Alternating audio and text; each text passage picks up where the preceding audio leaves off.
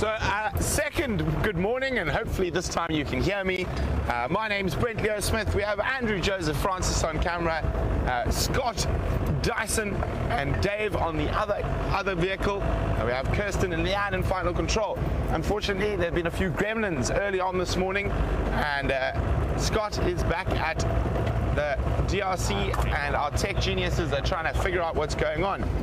Oh, excuse me, leopard tortoise, we're in a hurry. We're on a hurry to go see some lions. So they snuck past us as we went up to go check the last position of their kill. And they, looks like they've been robbed by hyenas just from the tracks. And they've now headed off to the closest water, which is the Djuma Pan. So we are rushing there to go have a look. And as you can see, we're not in our normal vehicle. We are in the tracking vehicle. Unfortunately, Jigga is awaiting a prognosis from the auto doctor who will be in this morning. Hopefully it's nothing too major, but there is a problem with the clutch plate and clutch relay between the clutch and the gearbox.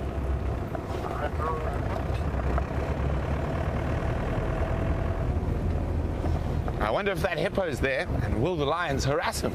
Let's see.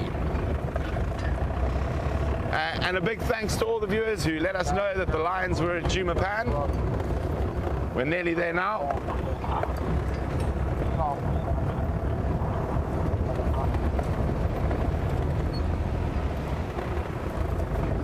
Okay.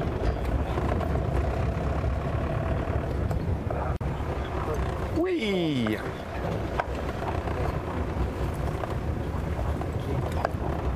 And it is a stunning morning. I think it's going to be another scorcher of a day, but at the moment the temperature is very pleasant. Oh, it's 26 degrees Celsius, 78 Fahrenheit at 5:30 in the morning. And how's that? So I think today's definitely going to be a sweltering afternoon. Temperatures getting close to 100 Fahrenheit. As this drought continues to grip South Africa, one of the worst droughts in the last 25 years.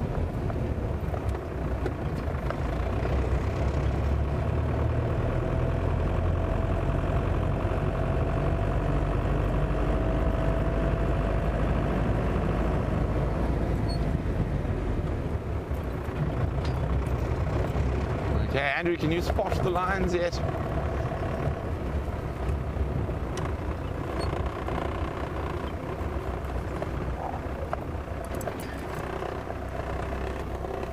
Where, oh, where could the kitty cats be? On the move. On the move. Let me get hold of Taxon.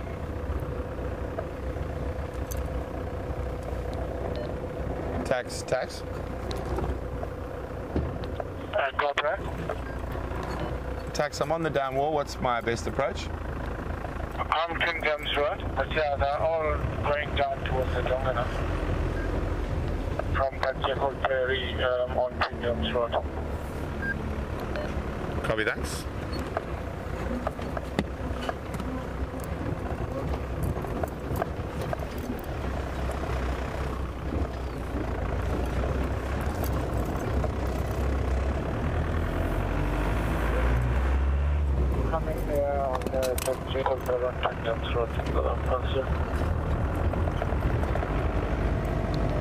Thanks, Tax. Got your visual.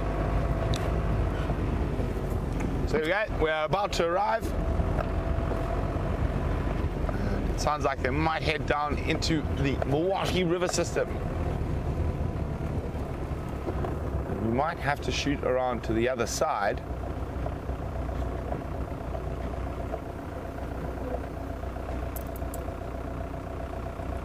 Ah, they're going flat cat.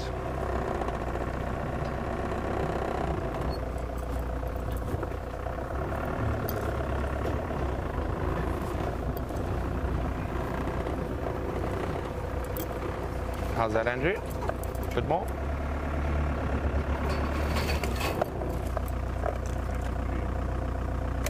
Okay, we'll try from here, guys. We'll move now if we don't get a good visual. So all 5 ladies present and accounted for. Looks like they had quite a battle with the hyenas last night at the position of that carcass. Hyena tracks everywhere.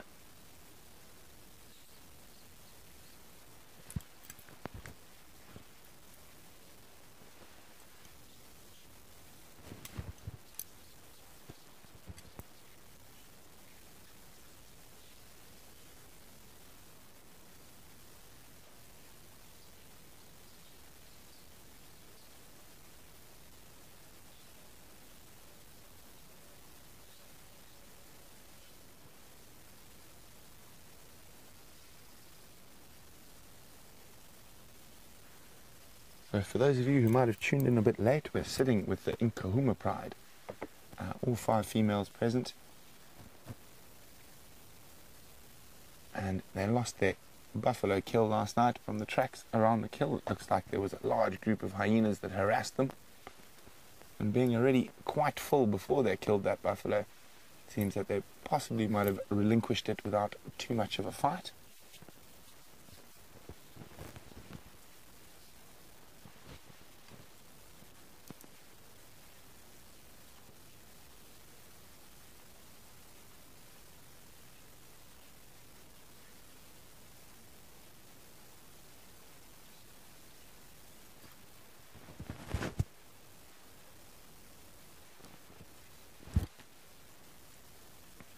So a very good morning to Brenda from Virginia.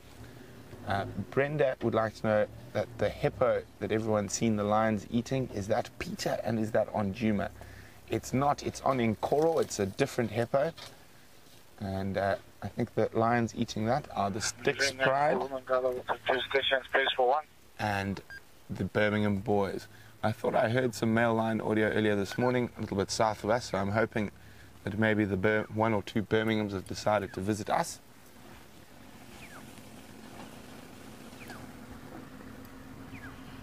Thanks, take some. We're just going to reposition quickly, guys.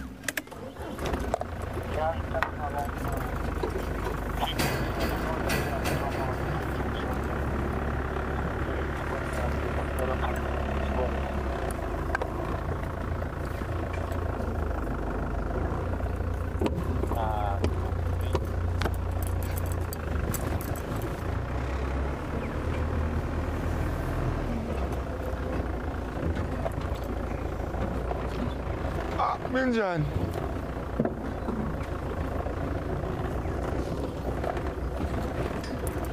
Okay, we're going to get ourselves into a slightly better position than we were earlier. Get you the best possible view of these lions.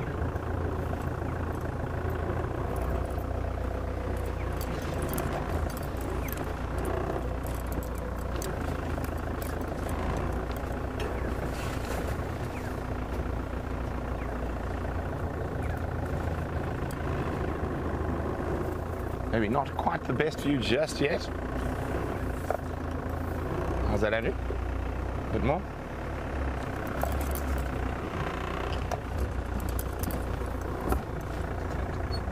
Yeah. There's a tree, Andrew. Can't do that, I'm afraid. So Andrew would like me to go into position. Unfortunately, we can't just yet. We will try maneuver again just now. But Liz Lapa says it's so nice to see the whole pride back together.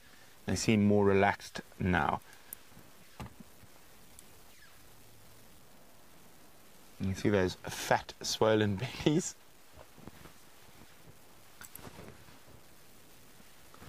Now, you wouldn't want to be downwind of these lions today. They're going to be incredibly flatulent after eating all that buffalo.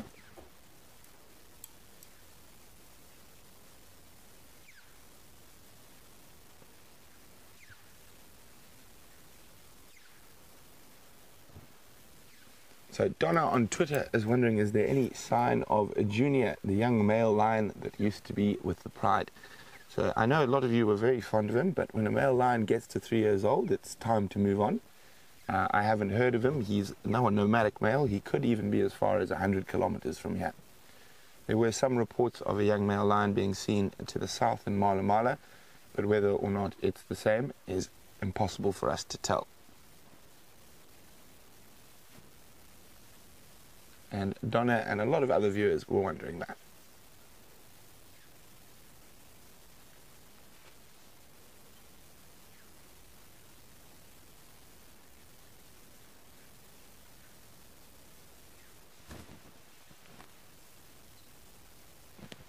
You can see a bit of cleaning and preening going on. Even though lions always look so nice and clean and they're very serious about the grooming business, they are completely full of parasites, mites. And even if you have to ever handle a lion for veterinary purposes, it's always a good idea to wear gloves and you don't pick up a nasty liver fluke or 3.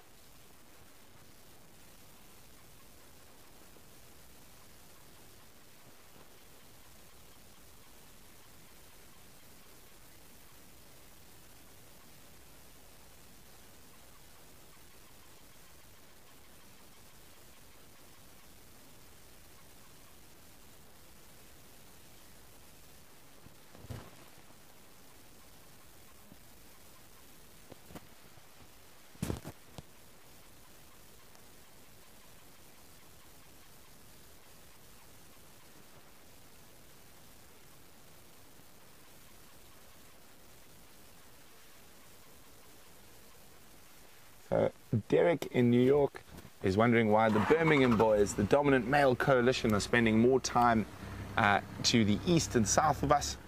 Well, Derek, it's where they are at the moment is very close to the boundary of the Kruger, and you probably find with the drought conditions at the moment, there's more lions pushing in from the Kruger, and that is making that area probably the most vulnerable in terms of their territory. So that is why they spend more time down there and roar and roar and roar, trying to make sure none of the males from Kruger decide to move into their territory, their hard-fought territory. There we go. Andrew will be much happier with me now that I'm able to reposition. We're the only people left now.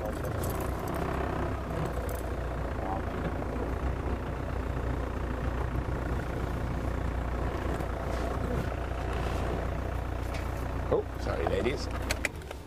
There we go.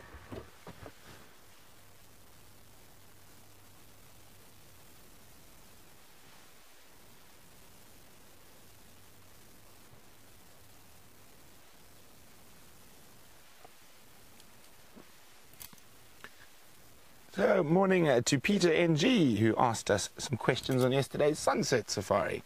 Welcome back, Peter. Peter would like to know how many lion prides are in the area. Well, Peter, this is our main pride, the Nkuhumas pride. And then the Styx pride come in from the south occasionally. And then we have had the Mungen pride, or the Tsalala breakaway pride, as well as the original Tsalala pride. I think that's all the prides of lionesses that we see regularly, but there is a chance we could see the Talamati pride or the Torchwood pride, and those are more to the north and east respectively. And then from male lion coalitions, the two dominant male lion coalitions around and about are, oh, excuse me, oh, blah, blah, blah, blah. Is that the Birmingham boys, which is a coalition of 5 male lions, and the Salati males. Excuse me, a bit of dust tickling my nostrils this morning.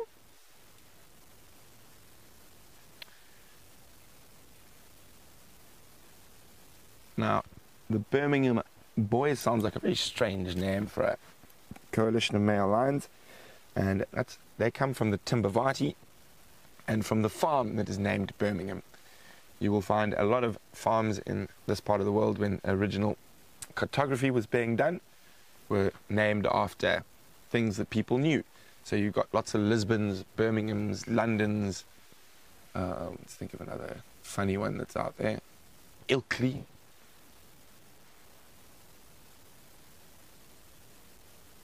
Renosterhoop. So from the biggest cat to another cat with Scotty D. Can you believe it? It's a cheetah. Finally. A cheetah has returned to the SafariLIVE cameras, and to be honest, at first I thought it was a leopard. This is awesome. I stopped the vehicle exactly where I saw it. I just saw its little head poking out of that termite mound. What a great start to the morning, lions and cheetah.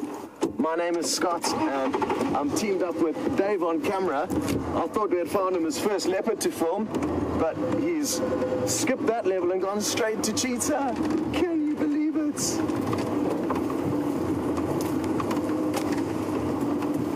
Well, I'm just going to get on the Game Drive channel quickly and let the guys know there's going to be an influx of people racing here.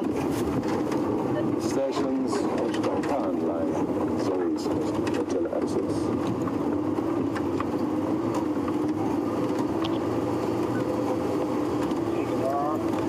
Look at the beautiful morning sunlight. This is going to be magnificent. Uh-oh, don't tell me you're nervous, mister. It could have come in from the Kruger Park. It may not be very used to vehicles. Look at how beautiful this cat is. Yeah, Brent, I'll also come and join you there. The fastest mammal on Earth is up and moving right in front of us. Its belly looks quite full, and it looks to be a male. I wouldn't say it's a very old male, but my experience with cheetah is fairly limited, especially compared to that of lion and leopard. I've never worked in areas where cheetah have been hugely abundant, and that's why we are so fortunate this morning. It's not a common big cat to see in the Sabi Sands.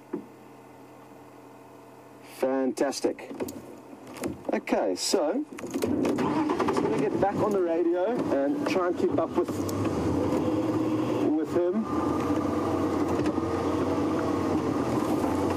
Stations, looks like it could be a little bit nervous, so maybe we can keep it to a two-vehicle sighting just for the first part. He is up and mobile now towards quarantine.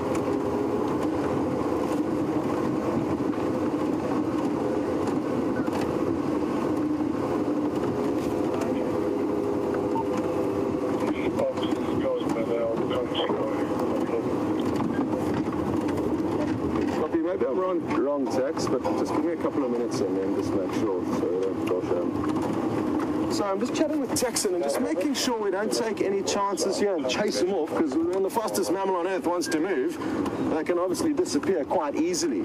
So maybe it was just default that he got up and started moving as we got a bit closer, but he did seem a little bit nervous of the vehicle. Yeah, all good there, Dave.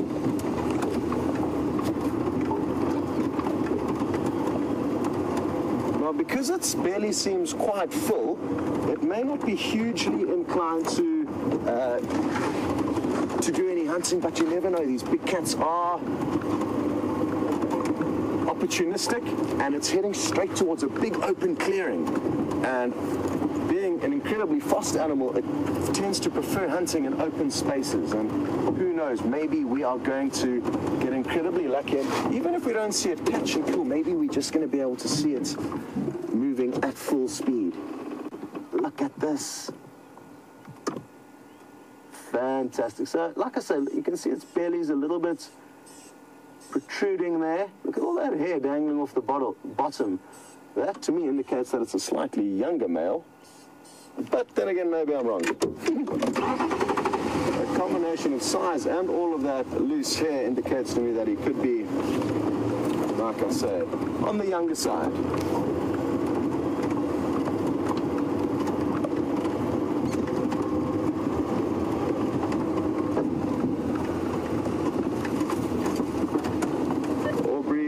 Stage we are midway between Quarantine and Zoe's, just a little bit west of that road that runs through the middle.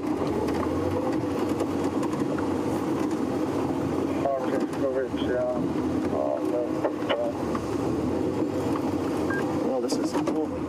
I thought it was a good sign as he lay down there, but I'm probably just going to have to keep my distance. I'm learning his parameters and boundaries, and I just need to keep into consideration the last two times that I've approached. I've kept track of those distances, and now I'll be able to give him just a few more meters, and then hopefully next time he lies down we should be okay.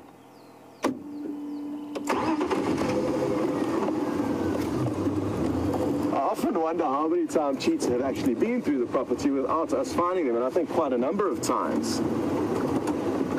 But who knows exactly how many times we've been missing them. What I can assure you is it's not like we often find their tracks or see their tracks that we can then follow and then not find anything. It's just simply no major sign. And we confirm you're looking to join this sighting? Yes, ma'am. No, I got him. Thanks so much. This is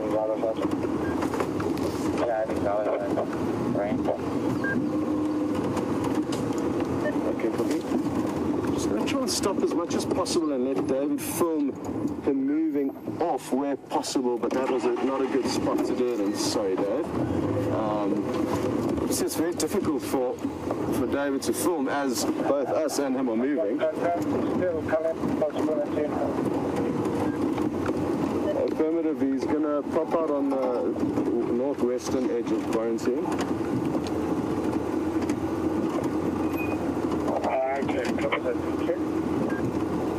Tax, as long as you stay about 50 meters away, he's fine. But anything closer than that, he's not happy.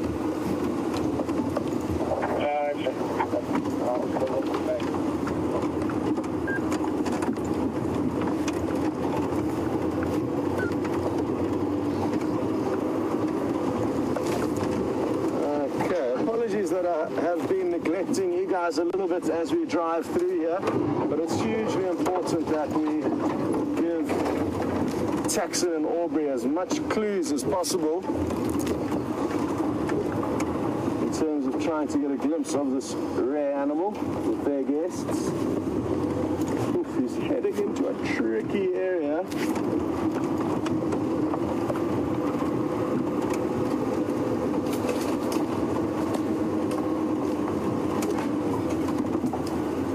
Because I'm going to try and keep our distance from him, it's going to be incredibly difficult staying with him. So let's hope that we get some more views. But again, I don't want to go out of our way to ruin this animal today in order just to get a few more views after having such great views of him already.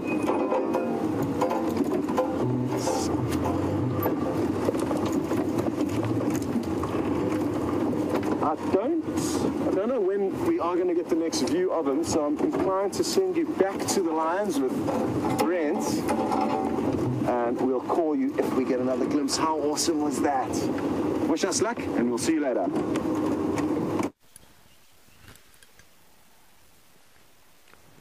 So isn't that exciting, guys? Scotty's found that cheetah, and we're sitting with lions. So what a great start to the sunrise safari. And well, as you can see, lions doing what lions do best. Still sleeping.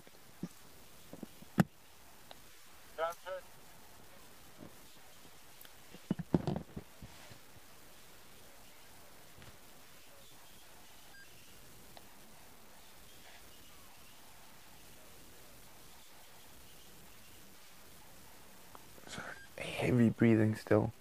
Nice full bellies.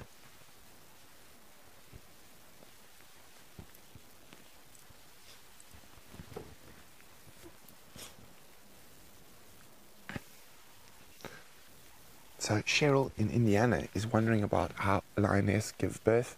Do they stay with the pride or do they move off on their own? Well, Cheryl, they do move off on their own. They'll have a nice secure den site where they'll give birth, and will keep the cubs separate from the pride for the first month or two before introducing them into the pride.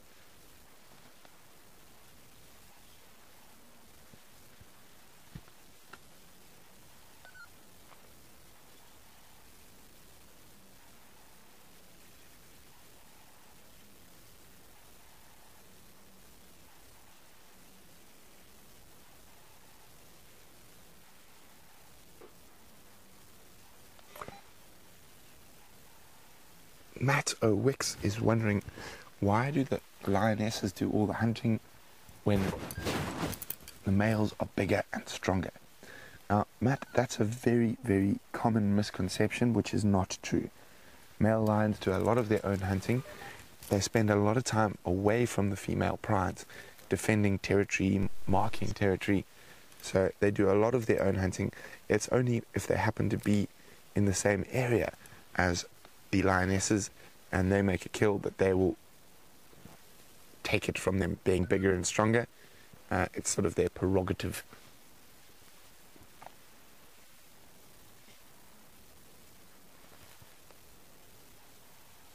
And males are generally better at catching bigger animals, hippo, buffalo, even young elephants in some cases, but not really here.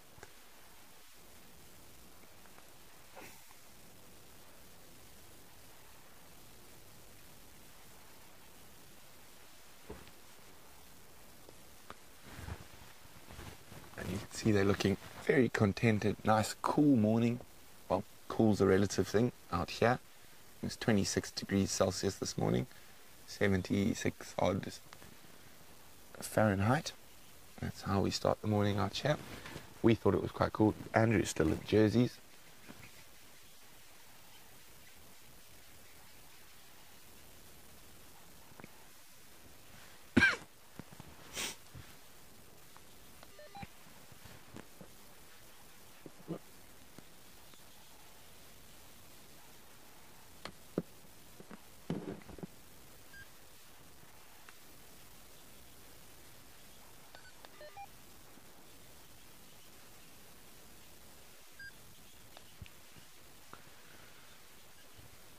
A very warm SafariLIVE welcome to Kathy in Tennessee. Kathy would like to know, do all lions have black marks on the back of their ears, and does it serve a purpose? They do, Kathy. Also the black tip to the tail, and it's a following mechanism for youngsters and for others to follow each other through thick bush or long grass. Black and white, the two colors that stick out most prominently, and for big cats and the way their eyes work.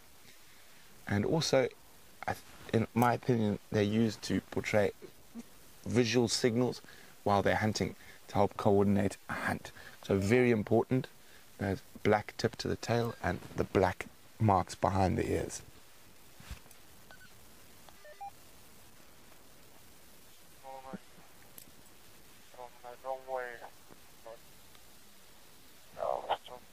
There we go, we can see that black fluffy tip to the tail, which is the opposite to the leopard. The leopard has a white fluffy tip, also for the same reasons.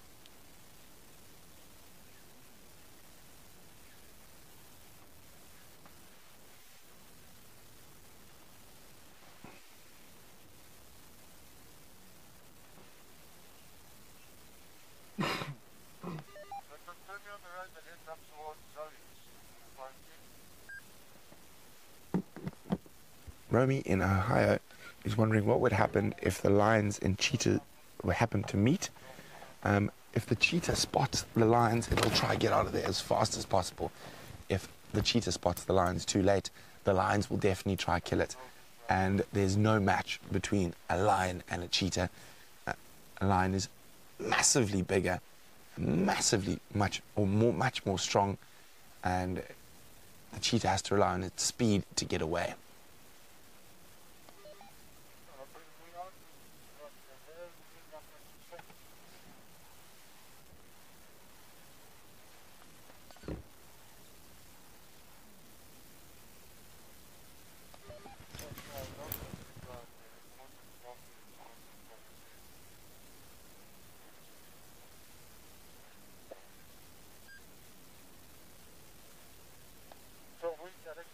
Oh, she heard something. Does look like she's heard something. She popped her head up and listening to the ears. And you can see her ears doing the little scans. I wonder what she heard. Nothing too serious. It's possible she might have heard another animal, a nyala, or anything moving around in the bush off to the north of us, but not looking too perturbed by it.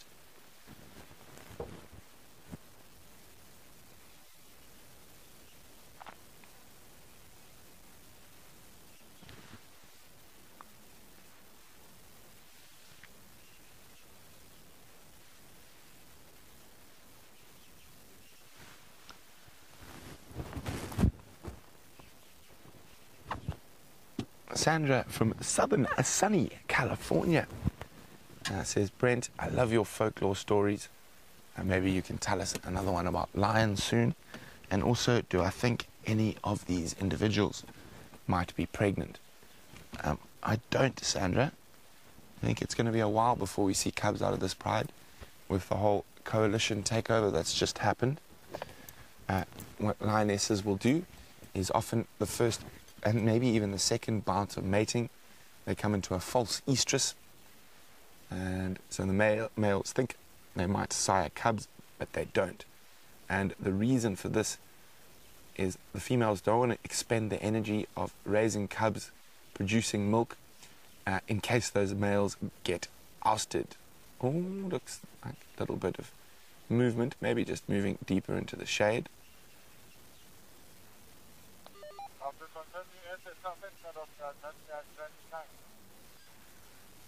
And you'll often find lion prides lying very close together, which looks like it's going to happen here. So these moments like this are very important for the bonds between the prides, because when they're feeding they tend to forget that everyone's friends and they can be quite aggressive with each other. So in the moments that they're not feeding, they tend to be very loving and affectionate to reaffirm those bonds that could have taken a bit of a beating during beating each other up over food.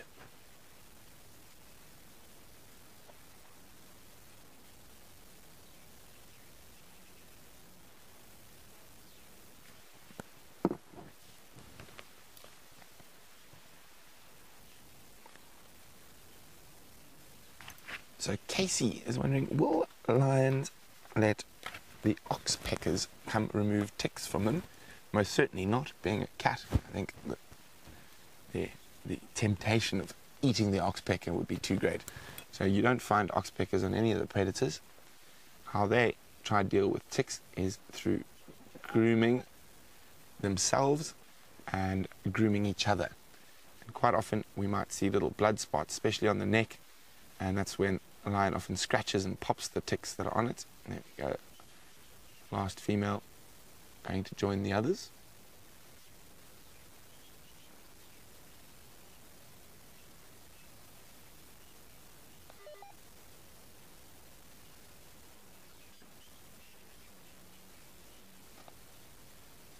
And the flop is coming. It's really funny when they occasionally flop on each other. But I think they're just moving into the shade as the sun starts creeping through the trees. I don't think these lions are going to be doing too much more. We'll stay here for a few more minutes.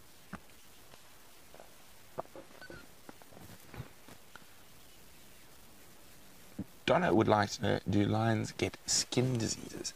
They do. And probably the most common is sarcoptic mange.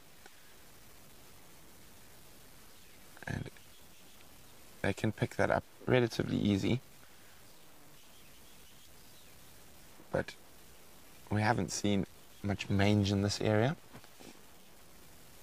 I have seen lion and leopard with mange in the Sabi Sands before though, but quite a long time ago.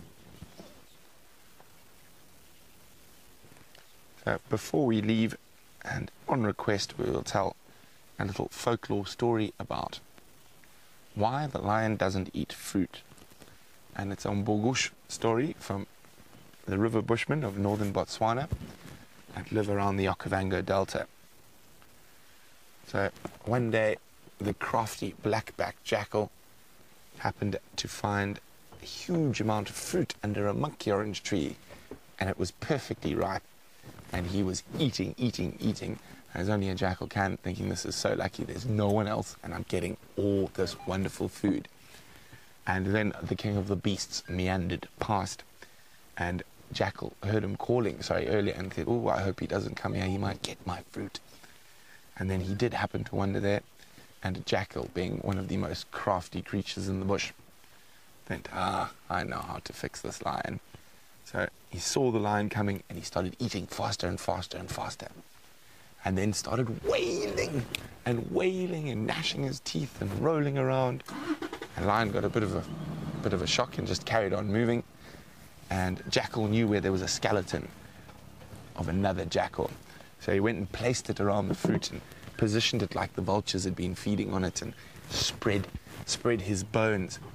And Lion, a few weeks later, was walking past, saw all this delicious fruit under the tree, walked there, saw Jackal's skeleton, and decided that that fruit must be poisonous.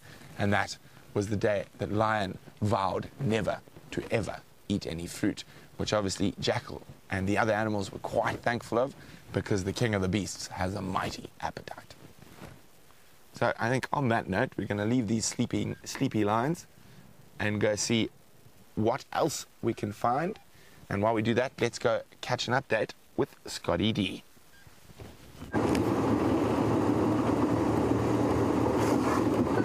Well, you left us at a good time, because we have not had not even a glimpse of that cheetah since you left us, and he headed into the thick bush over to our right. There's a little riverbed within this little dip, and he could of course pop out at any stage. Aubrey and Texan are still in the area trying to find him, but because we decided to give him the space that he kind of needed, it was a gamble, a huge gamble. That didn't work out this time for us, but I think it worked out better for the cheetah. You saw a couple of times he was a little bit nervous, and of course we don't want to be chasing cheetah around all day. We want to be following them as they do their business unperturbed. So I'm guessing he may well have come in from the Kruger National Park or the Manyeleti Reserve to the north of us, where animals are not exposed to as many vehicles as they are here. Or, let me rephrase that, they may not be exposed to vehicles who are trained and experienced when it comes to animals and their behavior.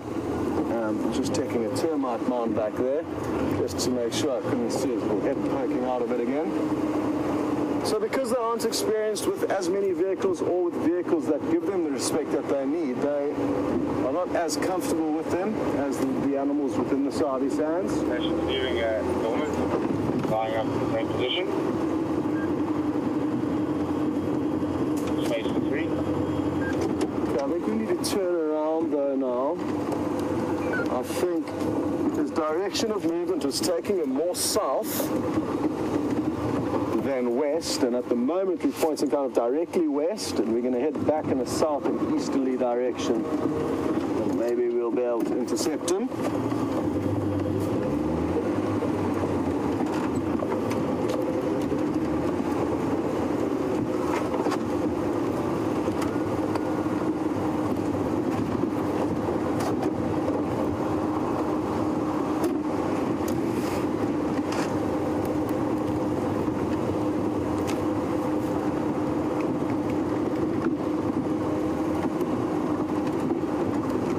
Come on, the cheetah. Who knows? Maybe we're going to find him and he may have linked up with a brother or another young male. It's not uncommon for cheetah to form coalitions, just like the Birmingham males did. Probably brothers and cousins. Cheetah will also do the same thing. So it's almost a little bit of a surprise seeing a youngish male like he appeared to be all on his own.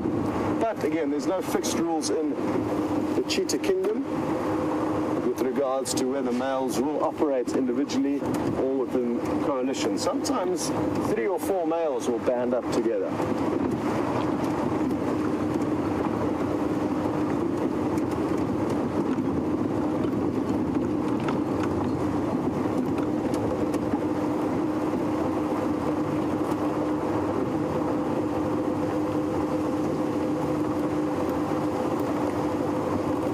Chitty chitty bang bang, and you're right, it is in fact David's first cheetah, as it is a lot of your first cheetahs. And just as we were heading out, I said we need to find him his first leopard for the morning, and when I first spotted that cheetah I thought it was a leopard, because all I could see were its little ears and a half of its head poking out of the top of a termite mound. And Chitty Chitty Bang Bang suggests that we could possibly nickname David the cheetah, or maybe the Shanganwid Skankan. which is also interestingly enough used for a term to call a pretty lady. So it can be confusing when you're driving around and another guy says, hey, you've got some mushlesh kankanks on your vehicle. It means you've got some nice ladies on your vehicle. But you can hear that same term being called in over the radio, and it means a very different thing. So I don't want to put David in that bracket where he could either be Cheetah or a pretty lady. So we'll have to debate that back at camp over breakfast, but it is certainly a worthwhile suggestion, so thank you for that. We've only got one wild animal in our team at the moment, and that is the wildebeest, aka VM.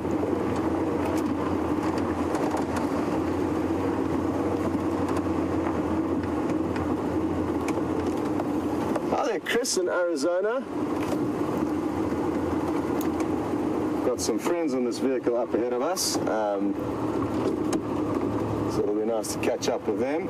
And they did also get a glimpse of the cheetah. Chris in Arizona, I will be with you shortly. I don't know what cheetah means, and what I do know is that this cheetah doesn't have a name. None of the cheetah in this area of the Sabi Sands have got names that I'm aware of, because we don't see them frequently enough to warrant naming. Morning! How are you guys doing? Very good. The cheetah has disappeared. Yeah, must be still in the block. Do you think so? Yeah. Okay. Are you going to do Philemon's cut line or are you going to do Rebecca's? Yeah, Rebecca. Perfect. I'll do Philemon's cut line in case. Cool, guys. Good luck. Did you get a glimpse at least? Yes. Wonderful. All right. See you later. Bye.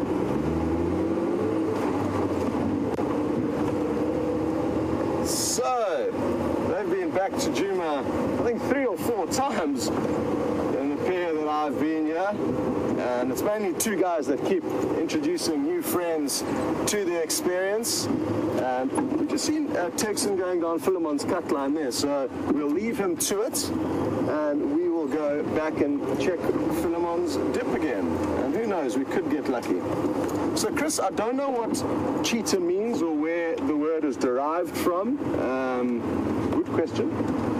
And like I said, the cheetah in various parts of Africa and various reserves will get names, just like leopard and lion sometimes do get names, but because we see cheetahs so infrequently, I've never heard any of the guys, even in the surrounding camps where we may not traverse, but we can hear what they're doing over the radio, they only ever call in cheetah as cheetah. They haven't seen any frequently enough to warrant naming them. And then I guess that's the only time when it's useful to give them a name, is when you can actually follow them closely enough to know that this is one individual as opposed to another. It's not to be able to greet them. Morning, John. I was your impala hunter this morning. It's just so that we can keep track of who's who.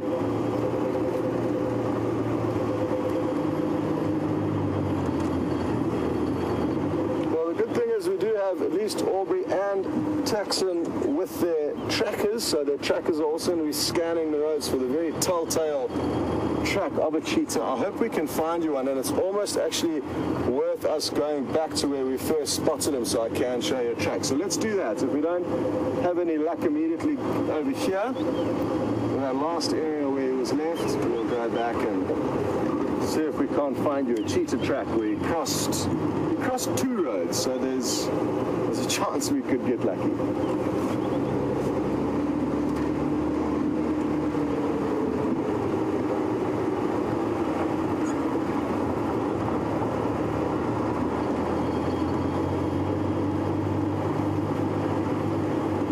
Hello, Liz Lapa. And you say you're surprised that there are not more cheetah here, because you see so many impala here at Djuma. Well, I'm not sure where you're seeing all the impala. I haven't seen one this morning. And I'm not sure what you're basing your comparison on, because there's obviously huge portions of the Kruger National Park, huge, that we don't see, and I'm guessing you may not have seen, and there may well be a lot more impala and open terrain more suited to cheetah there, and that's basically why they are there and not here. That coupled with the fact that there are huge amounts of lion and leopard here, which kill cheetah at any given opportunity. So that explains that. I hear you though. I mean, it's not for a lack of abundant prey. It's more for me the fact that there are lion and leopard here.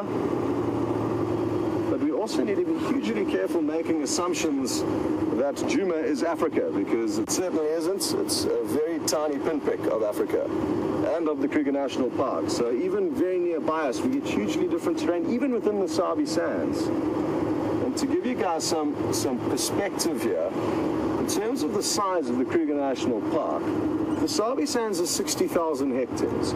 Within that 60,000 hectares, there are probably thousands upon thousands of miles of road networks. I'm saying thousands. There are roads everywhere in a relatively small wilderness area. 60,000 hectares, many camps, lots of people driving around. So we know this area very well, and that's great because we get to keep track of the animals, people get to see them. But there are blocks in the Kruger Park that are even larger than the entire Sabi Sands, with not one single road going through them. So I hope that helps understand, or helps to kind of give you a ratio of the size of this place. It is ginormous that we're a part of, and the cheetah have got many, many options in terms of where they can live, and there's good reason for it.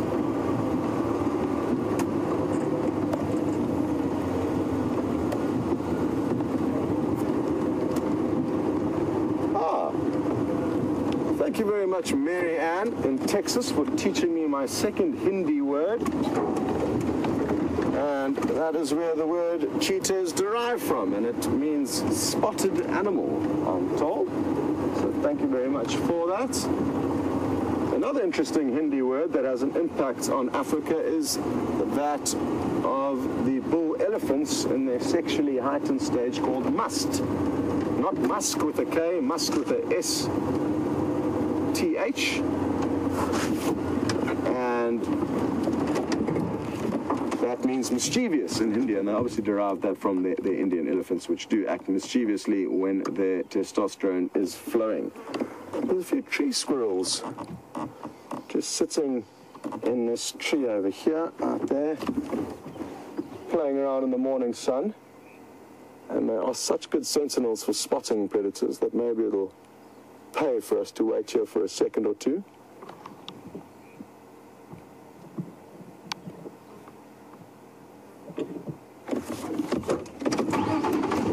We'll leave them to it.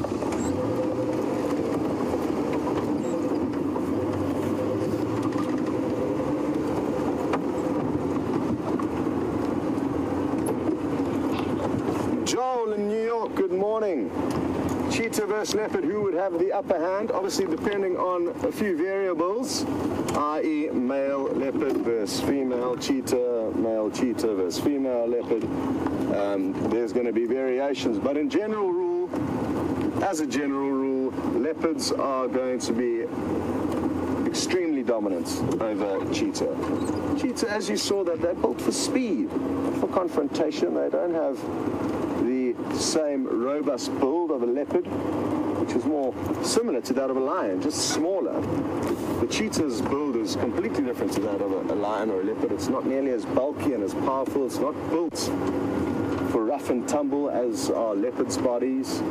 Even taking down prey for a leopard, I mean, it's generally a far more dangerous and physical affair in terms of kind of wrestling match, you could say, compared to that of cheetah, who will chase their prey far further in general than a leopard would, and therefore when they've caught up to their prey or managed to catch them, you often find that the prey is so exhausted from running that it doesn't take too long, and it's not hugely difficult, as a general rule, again, for the cheetah to kill them. Whereas for the leopards, they ambush predator, they may only move a meter or two before landing on their prey, full of energy, kicking, writhing around. So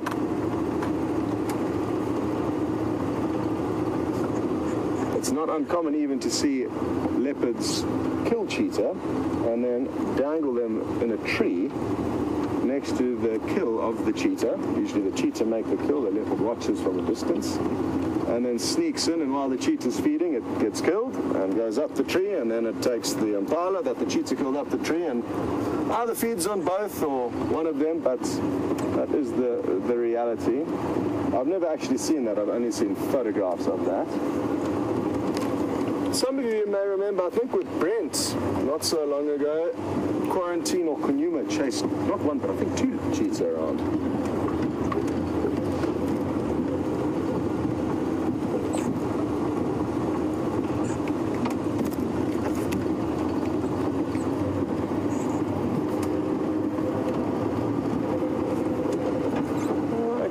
Bravos! You're interested to know a little bit more about, you know, cheetah sightings that I have had in the past. Again, like I said earlier, not many. Although I did manage to see 2 kills here in the Sabi Sands, the southern Sabi Sands, where the property that I was working on did have a few open areas, and there was one male cheetah that we saw fairly regularly, enough to name him. He was called the 40K Pan male. And we'd see him fairly infrequently, and I did manage to see him hunting twice, which was absolutely awesome. I mean, their speed is horrifying. The first time he actually made a kill, he started chasing the impala from probably here to this marula tree right in front of us, and that's probably 50 or 60 meters away. I mean, it's a massive gap.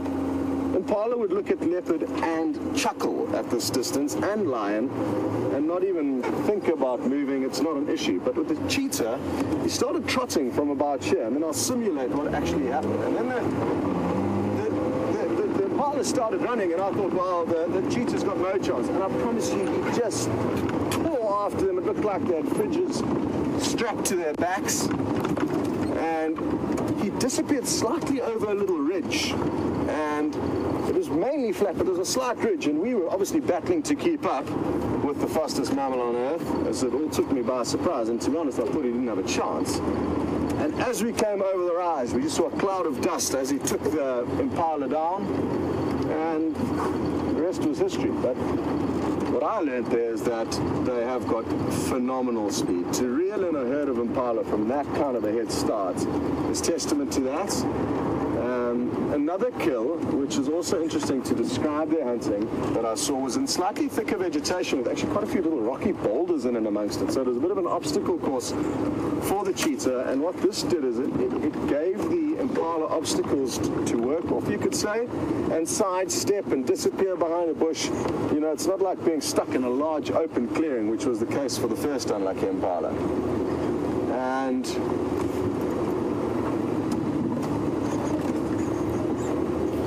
darted around, and you'd get close to the cheetah, the impala, sorry, and then they would sidestep, and then you'd have to catch up to them again, and then they would sidestep. So the sidestep of the antelope does put them in good stead, and often is what throws the cheetah. But eventually he did manage to catch up after kind of 3 or 4 laps around this little circuit. And it was also interesting to see that they can hunt in thick bush. We saw, again, some of you will remember a cheetah finishing off a duiker kill across on Arethusa close to the airstrip, and he caught that duiker in fairly thick bush. So even though they prefer to operate in less thick vegetation, they can, when need be, operate even in the thickest of bushes. So they're adaptable, like I guess most of the African animals. This is where it all started, at that termite mound at about 1 o'clock over there. Saw his head poking out. His body was on the, mainly on the other side there. Now I'm going to check very carefully for where his tracks cross the road.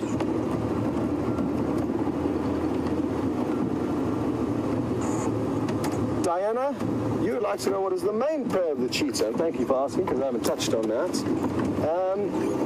It's smaller prey in general, so up to impala-sized prey is a regular kind of sized meal for a cheetah, and smaller than that. So impala, duiker, steenbok are the main prey species in this area, but having said that, I have seen the bigger male cheetah take down adult female kudu. They can take down wildebeest, so they can be highly effective at taking down larger prey, and also those coalitions of males can also be very good. I'm just going to hop out quickly and see if I can work out where these tracks are before I drive on it. Give me a second.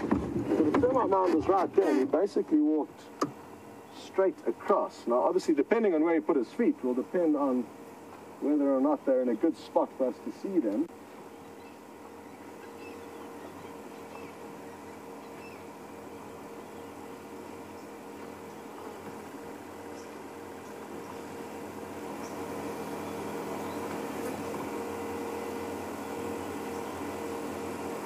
Uh-oh, not looking promising. I'm feeling the pressure.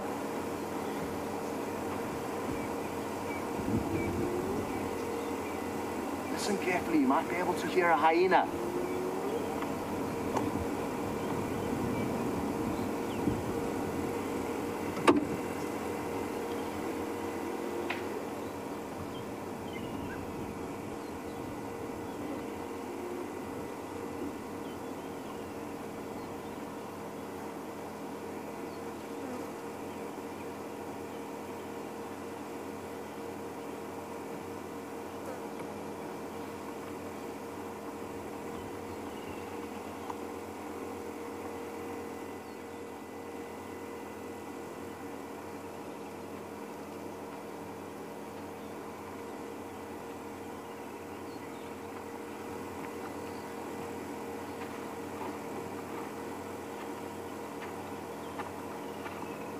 Wow. I wasn't expecting to come out with a complete blank there, but I did. Also had some elephants breaking branches up ahead of us.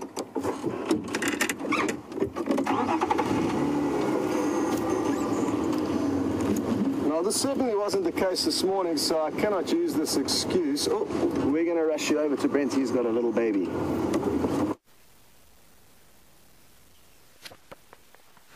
So we found this little female duiker sleeping at the base of a peltiforum or weeping bottle.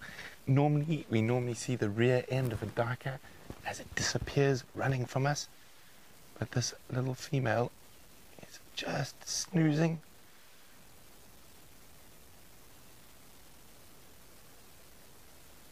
Looks quite comfortable.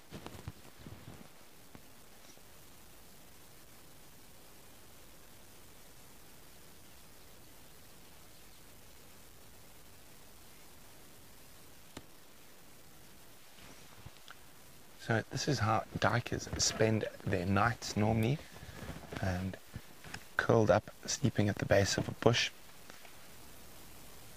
They do forage quite a bit at night as well, but they will sleep. This one looks like it's been having a little late lie-in this morning.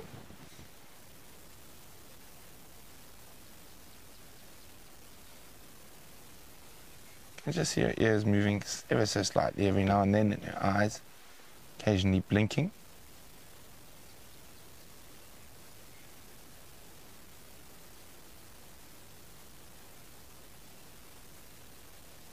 Very sweet.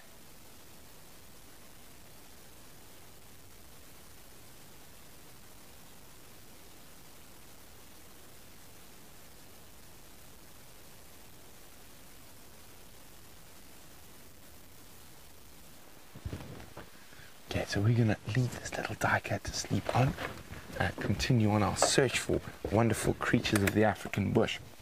And while we do that, Logan and Charlotte, who are watching SafariLIVE as their homeschool science lesson, would like to know, are there any animals that hibernate during winter or during the drought? And there are. None of our mammals will really hibernate, but the reptiles do during the winter months. A few snake species will hibernate for the cold months, and the tortoises as well will also hibernate for the cold months.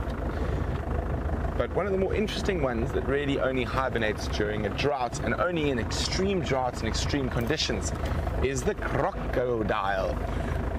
Not true hibernation, it sort of slows down its metabolic rate.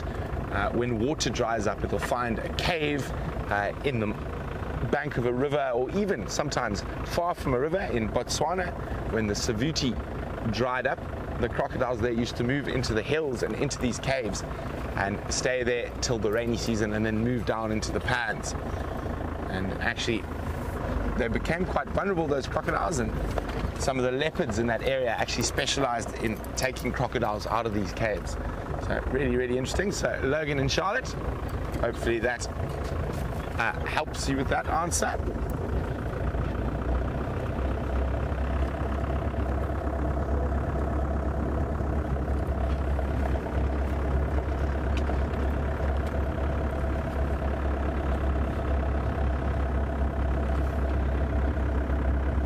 So we're going to see if we can really knock the big cats out of the park this morning, and I'm on the search for fresh leopard tracks.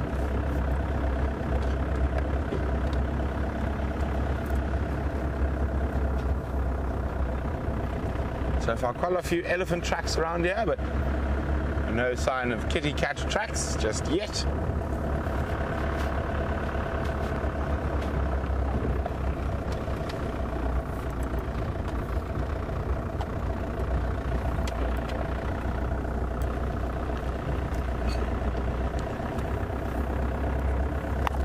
Jenny in Texas is asking, would I ever consider writing a book of all my adventures? Definitely one day, Jenny. I think I've still got a few more adventures to add before we're quite ready to put it down to paper or to digital format these days.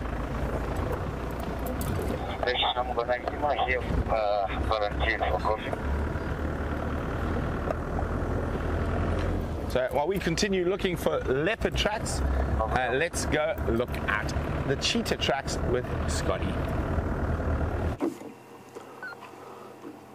Okay, everyone, so we found the cheetah track. You can see it on the top left of your frame there, and I'm going to just jump out quickly so I might get in the way.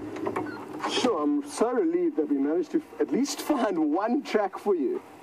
And here it is. Okay, now, what we need to look at is the very small back pad. On top of that, it's got 3 lobes like a regular cat, but this to me looks more like a stealth bomber aeroplane.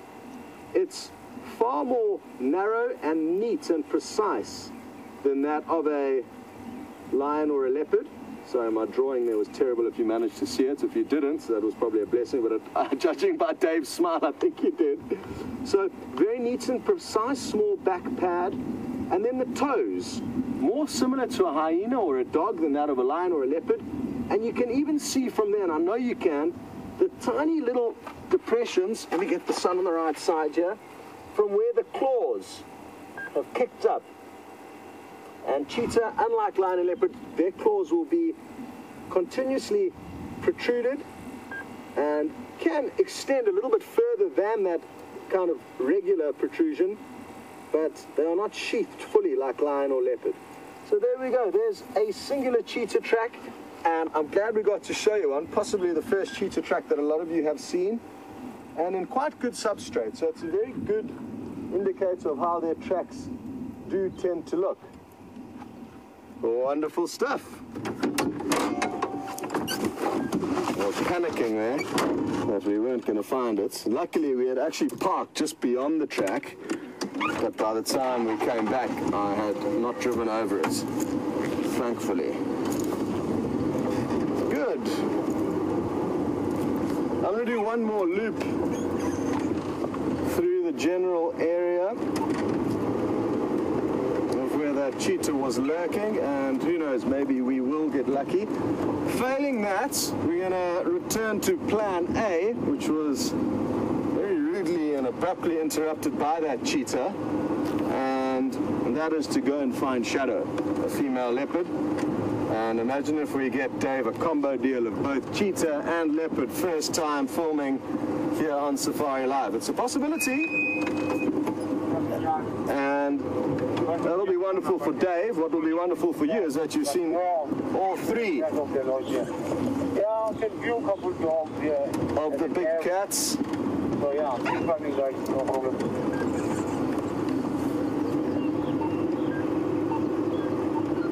So it's hard to decipher what's going on this Game Drive channel a lot of the time. So it's just important that I make sure I don't miss anything.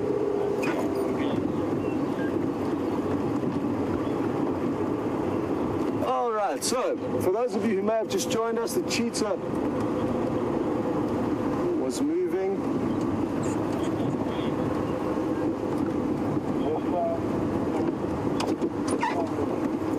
Okay, well, thankfully Brent was managed to decipher their last radio communications, and he suggested that we rush over towards Sydney's dam. There's a pack of wild dog that could well come onto Djuma. They're not on Djuma now.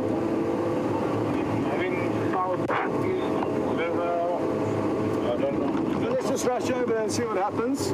Again, we're going to have to put the leopard on hold. This is ridiculous. Okay, can I come join you in that area? All these other endangered predators getting in our way. Yeah, you can come up for join people there, and when you're done, you'll give us a space. We've got it have so I won't come by. Oh, all right. Oh, we're just racing past a herd of elephants here. Sorry, Ellies. Wild dogs out-trump elephant this morning, but they are there. And the dam as well.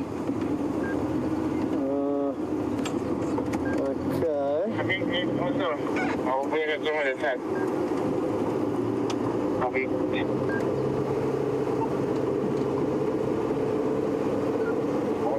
The only thing that I find strange is that if Brent's sending me into an area of wild dogs ahead of him, there's probably a slim chance of them being there. Otherwise, he would get himself into that position. So, and now I'm hearing the radio waves. I think there was a tiny zebra on the road ahead of us. Well, that would make sense because here come the rest. Because it sounds like these wild dogs are a little bit further north than expected, not very close to our boundary, but that's not a problem. It also sounds like they're about to eat something, a considerable portion away from our boundary, which would slow them down, understandably. There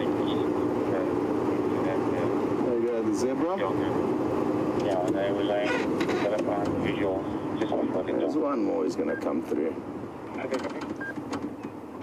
There we go. Wow. Aren't we getting spoiled? There's just animals around every corner this morning.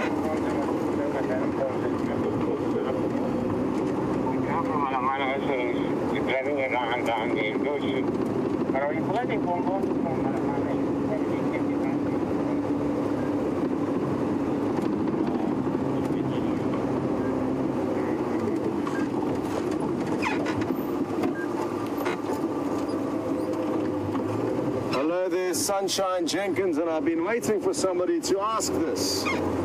So I'm glad that you did. What is the difference between a cheetah and a leopard? Well, first I'm just gonna, let me actually just get my book out and do it properly from the get-go. There's a few telltale differences. One we have discussed, and I'll discuss one more time to start off, and that is that their build is that of a supermodel, not of a cage fighter. So they've got slender physiques, unlike the robust physique of their other big cat friends, the lion and the leopard. Now, just seeing leopard tracks here, but I think they are from Shadow from last night. Not Shadow, Karula from last night. The night before last. They're just on our right here going down the road, but I can tell from their crispness, all over here, heading down the road there, I can tell from their crispness that they are the tracks of Karula last night. They headed straight past the Djuma Waterhole. And interestingly, we found Shadow's tracks just a little bit further up ahead on the road here. So they came close to one another. Maybe, who knows, they may have even seen one another, heard one another. And the interesting thing is that now there's more tracks going back up here that look fresher. And there they go. Perfect. Straight up there. There's one. There's another. There's the next. So there are other tracks here that do look quite fresh. I will come and join you guys there now, because my name is going to be... And the interesting thing, and I'm going to just get out here and take a closer look to make sure I know exactly what's going on, is that there is a chance that Shadow does have cubs. There's also a chance that Karula does still have cubs. But we are not too sure. And that's why I just want to check this area. Any one of those two leopard could be using this general area as a possible den site. It's unlikely because it is on the fringe of their territories. Okay, thank you.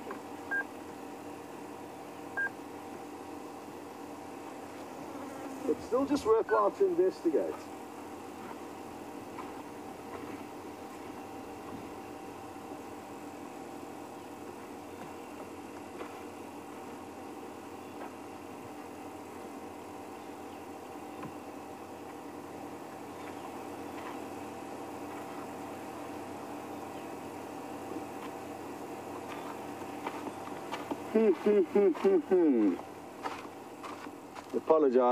I apologize in advance as I concentrate on trying to work out what's going on here. I'm just going to go onto the other side of the vehicle. There's a prominent game trail here, or pathway here that you can see. Very prominent path. And along this, one of the leopards walk, but you can see there's a lot of elephant tracks here. And the fact that these elephant tracks are here, they're going down in that direction. The fact that these elephant tracks have trampled the leopard tracks, which only start over here coming off this path, indicates that these tracks are obviously all probably old. And I'm guessing this is where Shadow and Karula actually met up last night, had a hissing match, a snarling match, and then both went their separate ways. And we're certain of that because one set of tracks went south and one set of tracks went north. But I think this is where they actually possibly interacted, or possibly they just heard one another or smelt one another's scents slightly after one another. But they were both in this area, not last night, the night before. There we go. Interesting stuff. So even though we are on a wild dog hunt in this area, we could bump into Shadow or Karula here. So not a complete deviation from our plans. I just got confused. There were a few very crisp tracks in the fine drought-stricken dust that hold their clarity and hold their sharpness that can look like a very fresh track. So confusing business, this tracking.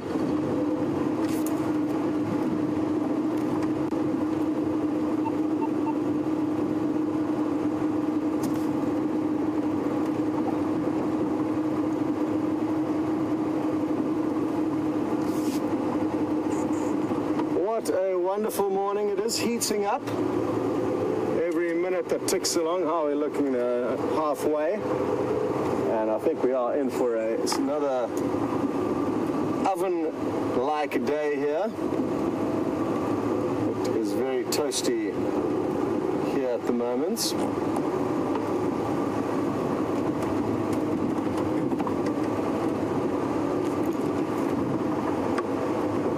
Huge apologies for not finishing off the previous question after being distracted by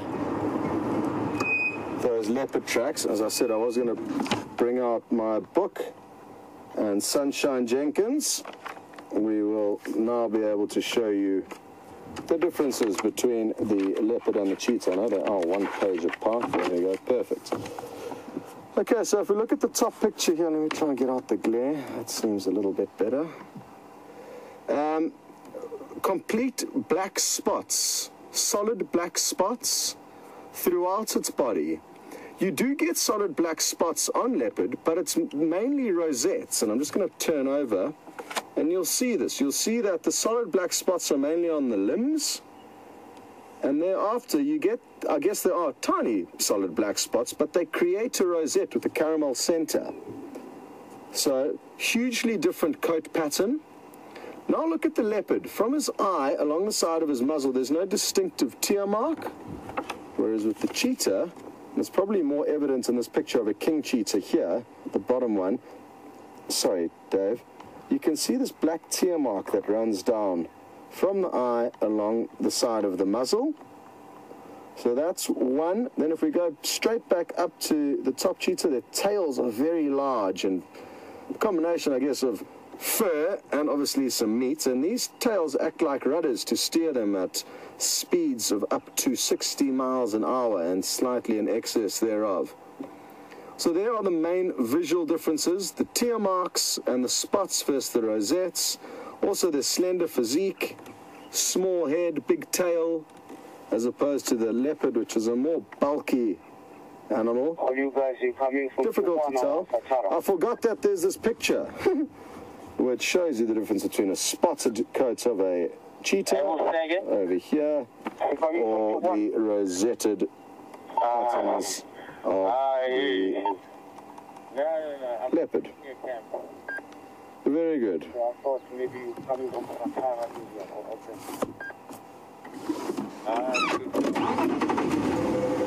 Another interesting fact about cheetah is that they will hunt mainly during the day. They're not really active at night, like lion and leopard are. And they can hunt at night, especially in full moon. But so don't be fooled by that. But as a general rule, they are not going to be hunting at night time. They're a daytime hunter.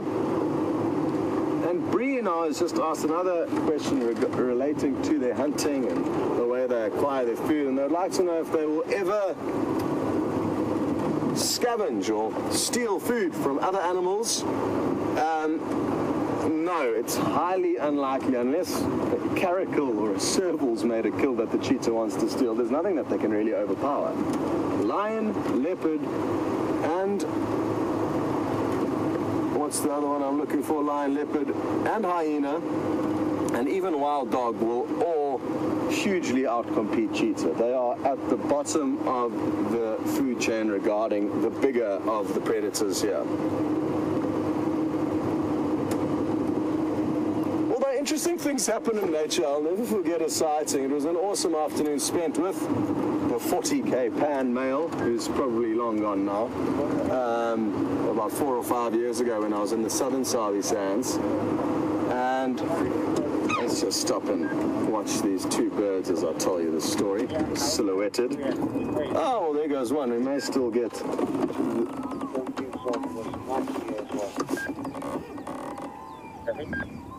We may get the next one.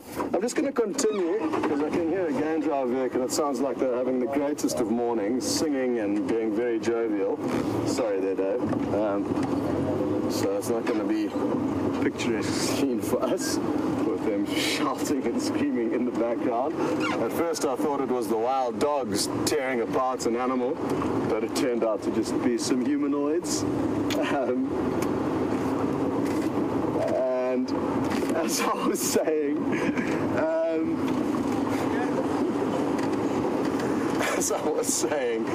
sorry, the cheetah hyena story that I was going to tell you is that basically we spent the afternoon with a big male cheetah in a very open clearing. And short green grass. It wasn't a drought summer, it was a rainy summer. And we followed it probably move 200 or 300 meters on 2 or 3 different intervals. You'd lie down on one spot, move a quarter of a mile, lie down again, move a quarter of a mile, but in a big, big open clearing where we could literally see the whole area that we had followed him through. And we saw a hyena approaching from way in the distance. And it walked across the trail that the cheetah took from its kind of first point that it got up and moved when we were with it. And as soon as that hyena hit the pathway of that cheetah, walking through open green grass, not an actual pathway, just the path that the cheetah took, the hyena stopped, sniffed the air, and got onto the trail of that cheetah and literally followed it step for step, all the way around to the first stop where the cheetah lay. The hyena sniffed around there, then it moved to the next spot where the cheetah lay, and then it eventually approached the cheetah that was lying, next to the vehicle, no kill, no nothing. And I told all the guests what's going to happen is as soon as the hyena gets close by, the cheetah's probably going to run off. It's not going to risk confrontation. We're not going to expect too much here because there's nothing there's nothing at stake. There's no meal, and a hyena is not going to go out of its way to kill a cheetah, kind of like a lion or a leopard would, for competition. It's just going to come and have a look if there's a meal. If not, it's going to just leave. If there's a meal, of course, it's going to confront the cheetah, chase it off, and steal it.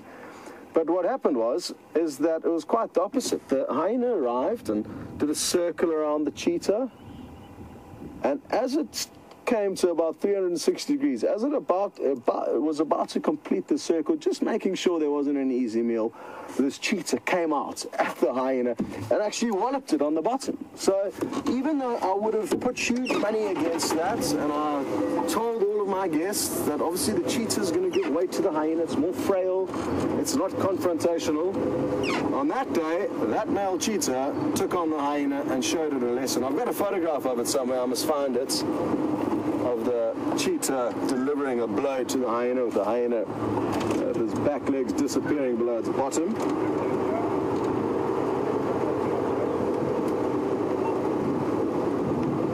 Don't try. I'm sorry, that's sickness down there. Okay. Okay. We are going to send you across to Brent. I don't think the wild dogs have come any closer. But we are going to keep lurking around this general area just to make sure they don't come to Sydney's waterhole, which may be a good source for them to wet their throats after their kill. Over to Brent. So, isn't that exciting? A possible another predator might appear. So, Scotty was close up to Sydney, so he's gone and he's going to stand by there. Andrew and I decided to have a little squiz around the area where the cheetah disappeared very quietly and slowly. Now, talking about cheetah and wild dog. Oh, there's that lilac-breasted roller quite close to us. I'm just going to stop. Have a look at this beautiful bird. And who knows how many different colors there are on a lilac-breasted roller. If you know how many colors there are, let me know. Drop me an email on questions at wildearth.tv. Oh, off it goes. Or use the hashtag SafariLIVE on Twitter. So we've been doing quite a few little African folklores at the moment. And while we're talking about wild dog and cheetah, it reminds me of a really good one. It's a Bushman story, or a sand story, how a cheetah got its speed. So the creator was very proud with the job it did with all the animals, so decided to organize a race to see who was the fastest animal in creation. And he decided that the two that were up there was the sesame, which is the fastest antelope species, and one of the fastest antelope, if not the fastest. Oh, squirrel crossing, a little squirrel, and decided to cross a huge valley from the big baobab tree to the hill on the other side. And early in the morning they got ready and they set off at speed, but the sesame was so much faster. It quickly built up a strong lead over the cheetah, and it was disappearing at a rate of knots when tragedy struck. The sesame stepped in an aardvark hole and hurt its leg. Now, cheetah, being such a kind and giving soul, instead of running on to win the race, oh, I forgot the most important part of the story. In those days, cheetah had really soft. What do you see, Andrew? A monkey. Where is it? Oh, you better be careful, Andrew. Cheetah had really soft paws, and for the race, he borrowed wild dog's hardened paws with the claws to be able to keep up the speed for long distances. Ah, there, now I see it. But even with that, I'm just gonna have to try and move, sorry guys. Even with that, the sesame was beating him thoroughly before he fell in the hole and hurt his leg. But because the cheetah stopped, where's this little creature gone? Oh, there. Because he stopped to help, the creator decided that because cheetah was such a good sport, he would make cheetah the fastest animal, as well as letting cheetah keep wild dogs' paws. And that's why a cheetah is the only cat that has got claws that are visible in its tracks. There you go, a little vervet monkey. And it seems to be eating the bark of this marula, probably to try and get moisture. Thanks very much.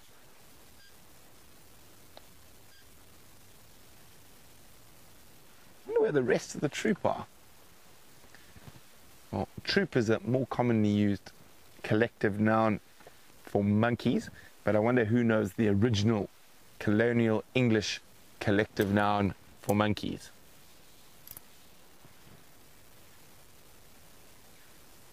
If you do know that answer,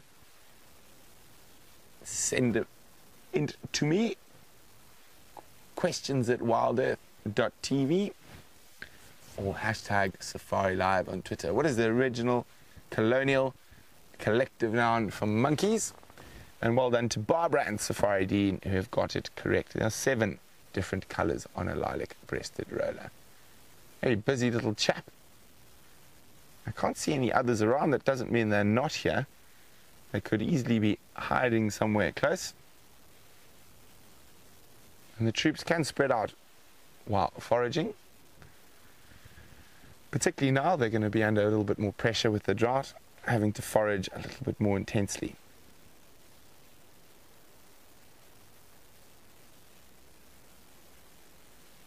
You still see him, Andrew? No, he went behind the log. He went behind the log. Well, let's leave that little monkey to carry on with its morning of foraging. We're going to keep looping around, seeing if we can have another spot of that cheetah. Nkau. There we go. Everyone was wondering what we were staring so intently into a tree about. I'm sure when they saw us doing that, they were like, oh, maybe there's a leopard, but not. Just a little monkey.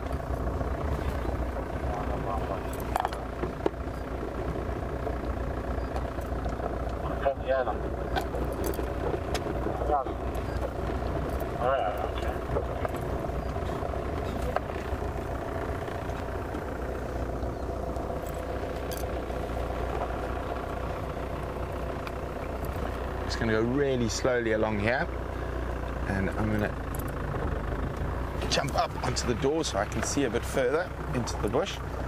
And while we do that, Mercedes is wondering, how cold do our winters get? Do we get snow? And what time of the year is winter for us? So Mercedes, I think the coldest in the Sabi Sands we ever get is around 0 Celsius. I think that's 30 something in Fahrenheit. We don't get snow down here. I don't think there's ever been snow down here, well, not since the last major ice age, but I even think then we didn't get snow here. But so the coldest it ever gets is about 0 degrees Celsius, but normally in the height of winter between 5 and 10, even 15 degrees in the early morning is about the coldest we get. And our winter starts in earnest. The center of winter is June, July, so it will be the height of summer for the northern hemisphere. And it isn't a very long winter. It warms up quite quickly towards the end of August, September. So I won't lie, I'm a little jealous of Scott this morning, seeing that cheetah. So we're just going to have a quick, slow look to see if we can find it. Well, chatting of Scotty, he's got something else to show you, so let's go see what it is.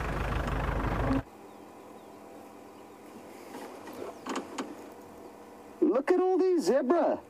I'm sure the most a lot of you have ever seen in one place, and it's causing quite a commotion. They're kicking and letting off their strange call. A few foals in and amongst them. And interestingly enough, that's just a portion of them. There are more off into some thick bush. It's probably not worth even. Let's try and show them quickly, Dave. Off to the right in a few thick bushes.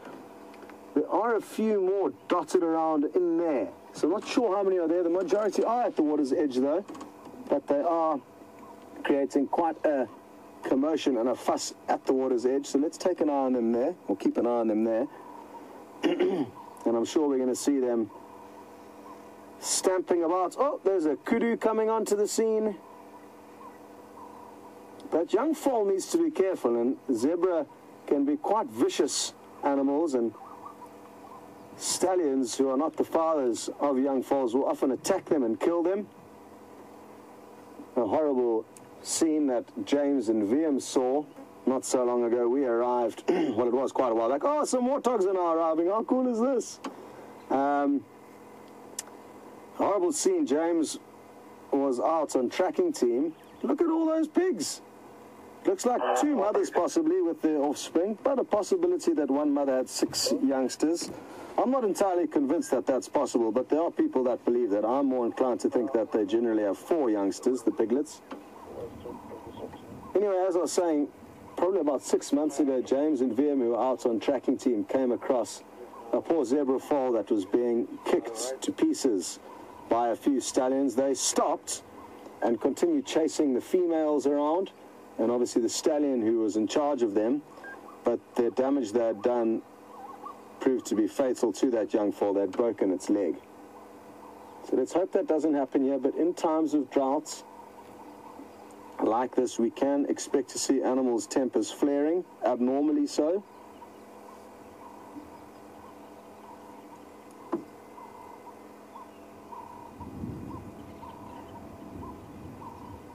Kudu's trying to squeeze in here now.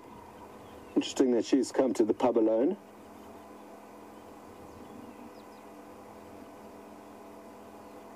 Now, the wild dog are not too far beyond the dam wall that you can see in the background there. I'm not too sure how far exactly, possibly about half a mile to 3/4 of a mile further north of us. They've managed to catch an Nyala that they are feeding on. And the problem is that there is a waterhole very close to where they've caught that Nyala. So I don't see why they would want to rush all the way over here for a drink when they can simply drink over there.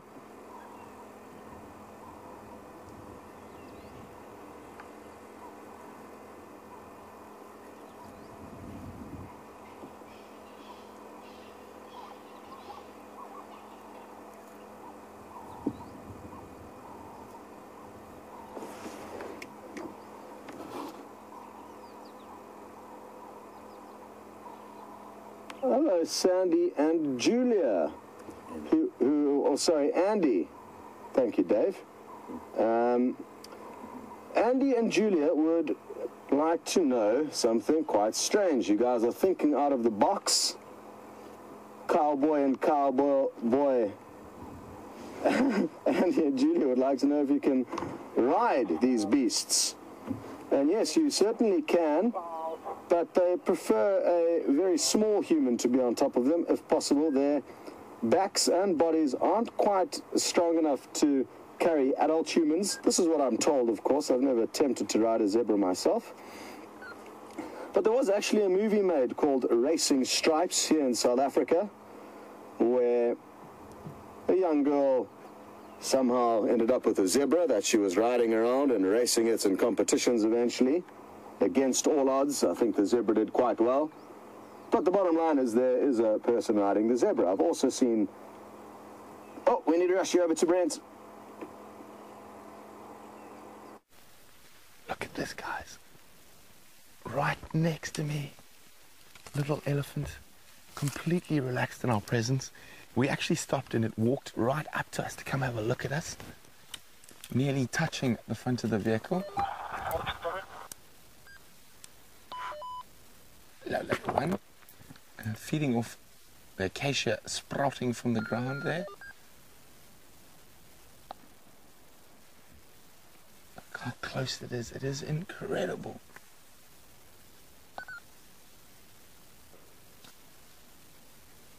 Hello, little lady.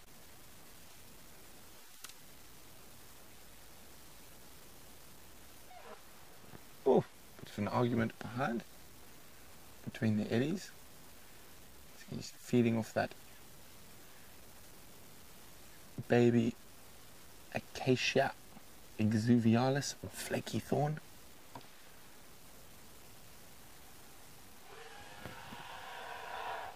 Wow, how's that elephant scream? I'm not sure if you can hear it with the audio we've got on this vehicle. Hello. Hello, miss. And you're a wonderful young lady.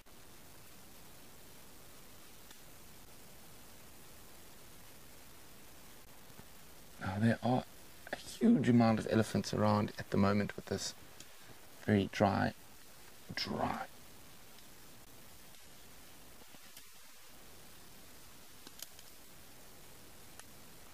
So apparently we've got a gremlin or two. Sorry about that.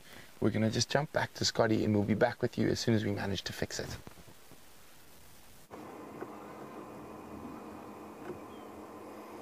Well, you'll notice about 2 million impala have joined the scene here. Sadly, most of them are actually slightly out of shot, and there's no way of us getting a better angle, but they literally came streaming in while you're gone, running in with absolute joy to quench their thirsts. You can see the zebra are kind of slowly filtering off, but some of them are still at it. The warthog, I think, are dotted in and around them somewhere there, but difficult to see. There's the kudu, she's got her spot, so it's all happening. One impala male, it appears, with all the females that have just arrived. He is on an ego trip, but it is of absolutely zero value because none of these females are in season. And if anything, I think other male impala will think of him as being quite a sissy for hanging out with all these ladies rather than being on the boys' trip at the moment. So don't be fooled by that one male impala. He is not very important. You can see those impala, they're literally jumping for joy. Off goes the kudu now. And what a beautiful scene this is here at the Sydney's waterhole. It's the biggest source of water close to Djuma at the moment.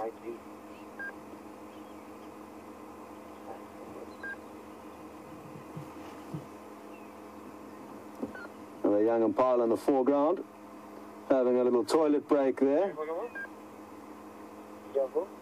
The bigger, older male coming in to test the scent given off by that male.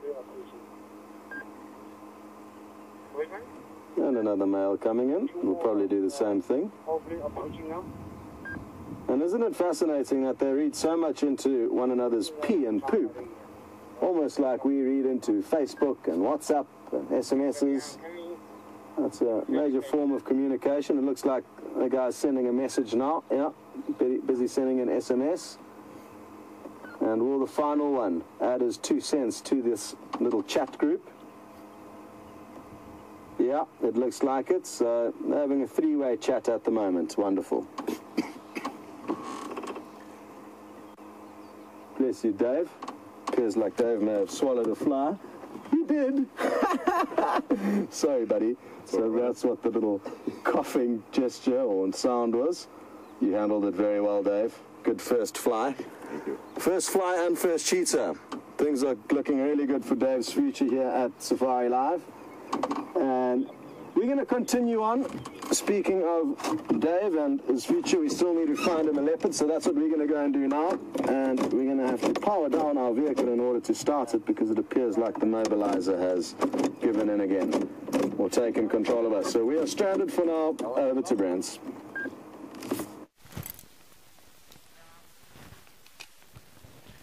So we're still just sitting quietly in the middle of this herd of elephants.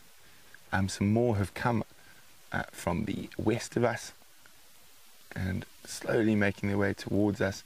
Beautiful big herd. Yes, hello, mister. That is a little boy. You can see by his behavior in the road in front of us. Yes, not so brave. And look at this tiny little baby here. So cute.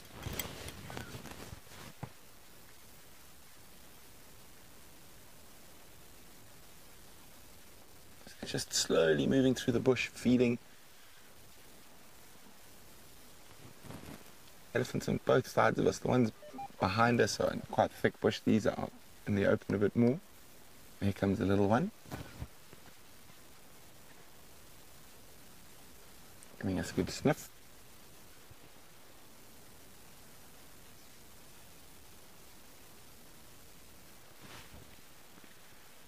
So what I'm going to do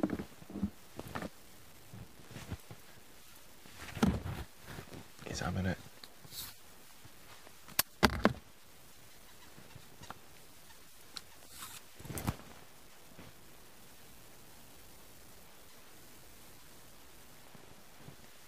move around and try to get ahead of them so they can walk into us.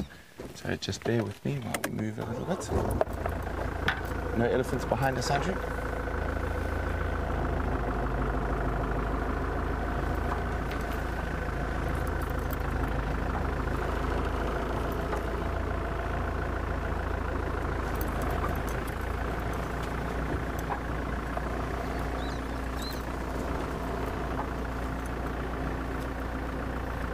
So, a lot of you guys have said a barrel of monkeys for the colonial collective noun quiz, and I'm afraid that is not right, so you're going to have to try again.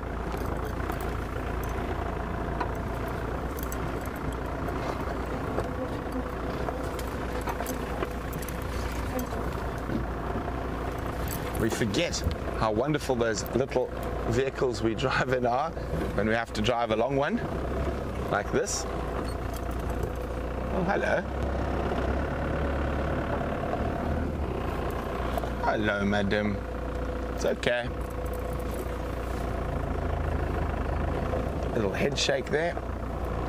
But there are elephants everywhere, and they are heading down towards quarantine clearings, so hopefully they'll be out in the open. Or who knows, maybe they'll chase the cheetah out into the open for us.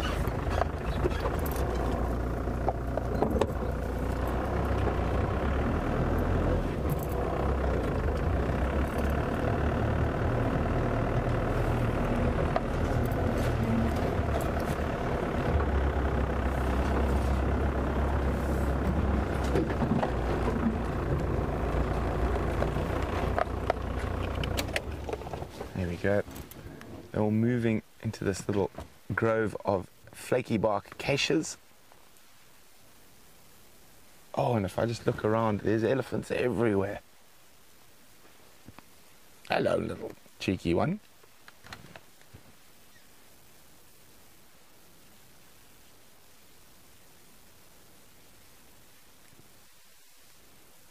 There's something incredibly special about being surrounded by elephants.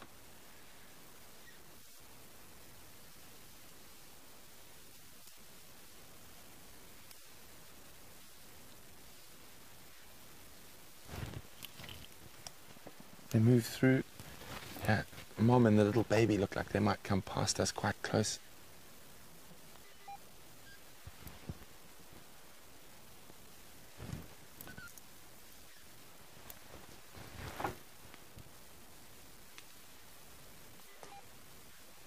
So there's a big misconception that elephants have very bad eyesight. They don't have that bad an eyesight, so I'd say it's reasonable. But they do rely more on their hearing and their smell. So they're able to have lots of really good senses. Hello, Mom. Hello, little one. A little bit nervous, keeping Mom between us and it.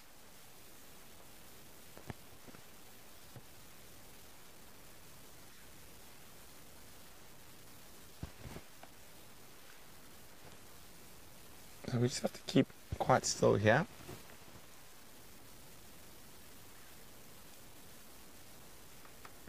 So it was James who asked the question on the eyesight.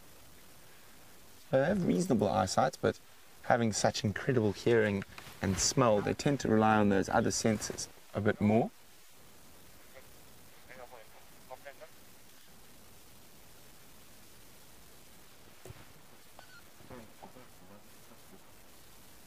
Oh, there we go.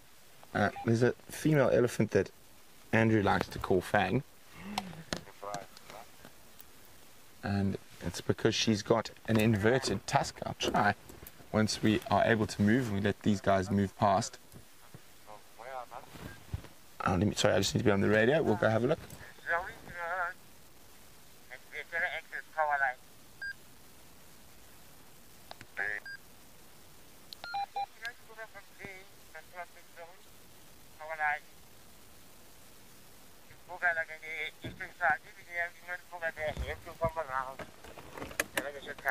Okay, let's just keep still. They're very close. I don't want to move right now.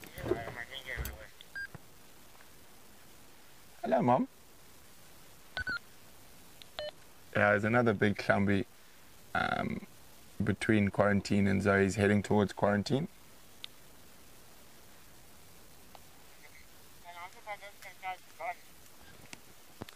If I did another loop around the block, I'll check again just now.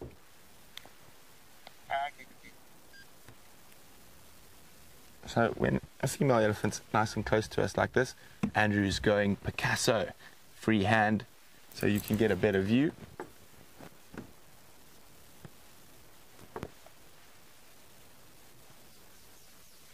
So they're so lovely and relaxed with us that I don't want to move the car and maybe slightly upset them, so we'll just keep still and wait for the elephants to move off at their own speed.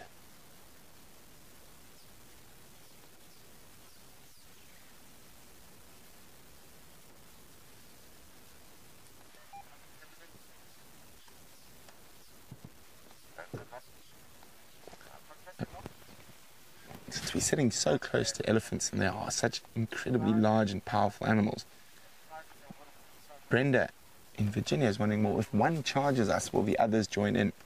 Sometimes, especially with breeding herds, that multiple cows might charge, but it's not always a fact. Sometimes they will, most of the time they won't. And if you drive carefully and you read their behavior correctly and give them space when they need it, you shouldn't get charged. You might get a warning charge every now and then, or a little head shake, but very seldom in my life have I experienced full charges while on a vehicle.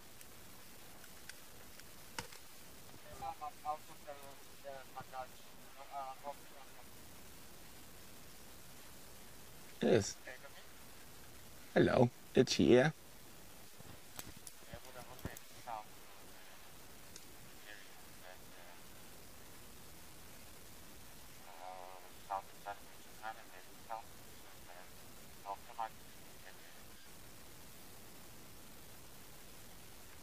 Isn't that wonderful?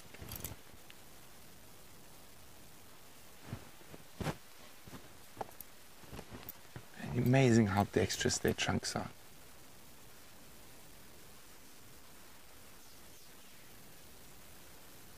Now she's eating a little sickle bush.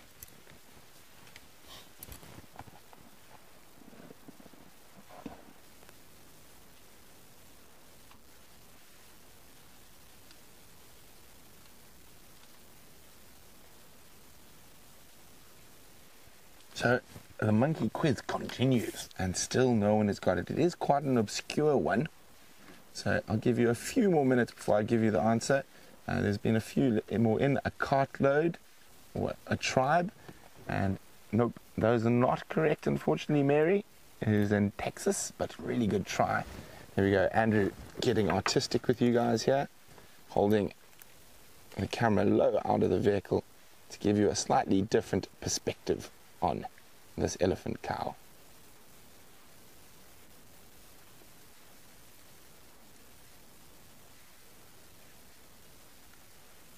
There she goes. So that's giving us enough space that we can happily move now.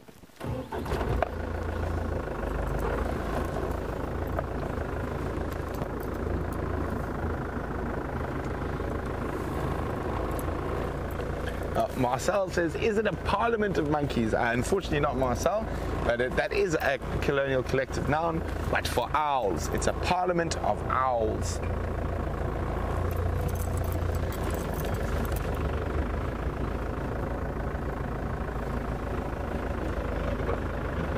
So let's go see if the elephant Andrew calls Fang is about.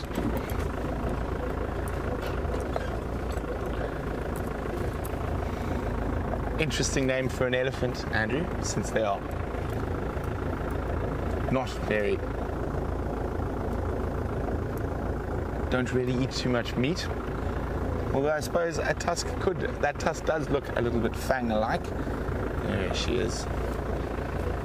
Lois, Congress of Monkeys. Nope. Unfortunately not, Lois.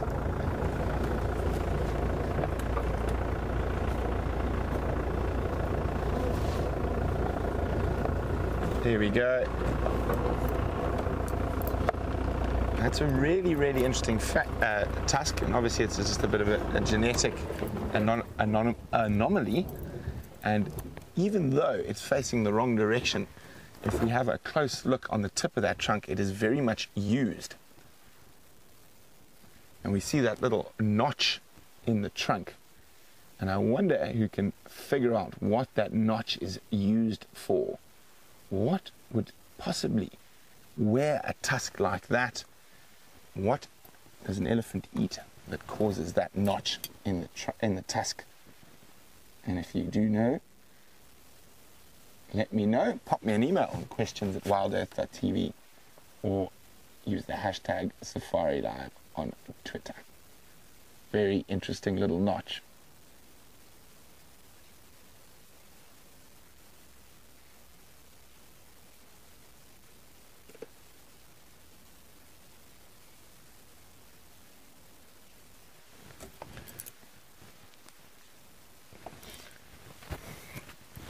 So Kitty Cat in Seattle would like to know how fast will an elephant run.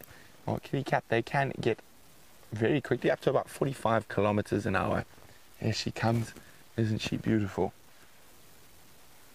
She's quite a big female, an old female, and you can see the indentations on her head starting to show. Currently, she doesn't have a young baby, just judging from her mammary glands.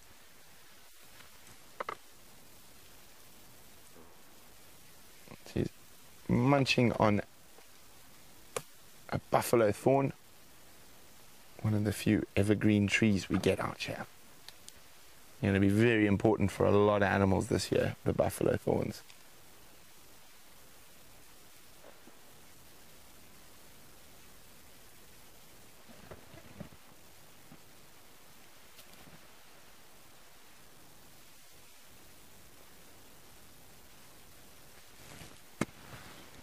There's another little one coming up from the other side. And Georgie in Australia is wondering, is there any particular reason for female and male elephants to have different head shapes? Well, the most obvious is that males tend to bash each other in the head with their heads, and that would be the most obvious reason that they have different head shapes. So a male's skull is designed to take more of a pounding when fighting with other males for mating rights with females.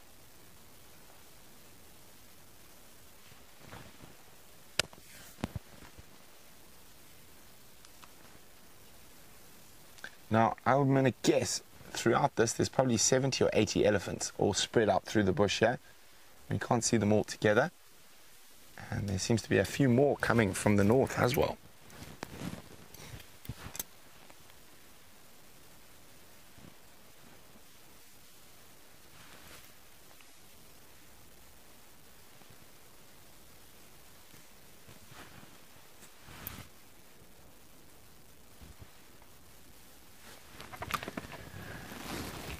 So we're going to move around again, get ourselves into a good spot. When we do that, I've got a Virginia. Sorry? Oh, sorry, I didn't see. Oh dear.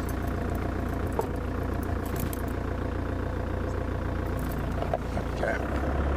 So Virginia is wondering, would those notches ever wear completely through, those little notches on an elephant tusk? It is possible, Virginia. As you can see, that one's worn, that we were looking at, is worn quite far through. I'm just going to go around these ellies, give them as much space as they need, and I'm hoping they are going to pop out onto into the vast open clearings of quarantine. And quarantine sounds like a very strange name for being out in the bush, but it is an area where cattle or cows were quarantined when they were attempting to turn this area into farmland. Very unsuccessful attempt. When the lions eat the cows faster than they can breed, generally lends to bad business.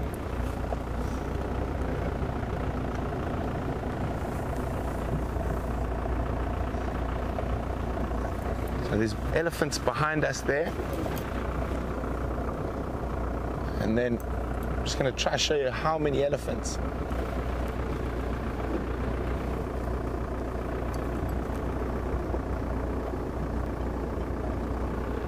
So we've got lots of different answers, a bag, a mischief, all of them are unfortunately incorrect, so I'm going to give you the answer. It is a shrewdness of monkeys, is the old English colonial collective noun. So as you can just see, as we, oh yes, very upset, very scary, as we pan through, and these elephants continue even further on into the bush beyond.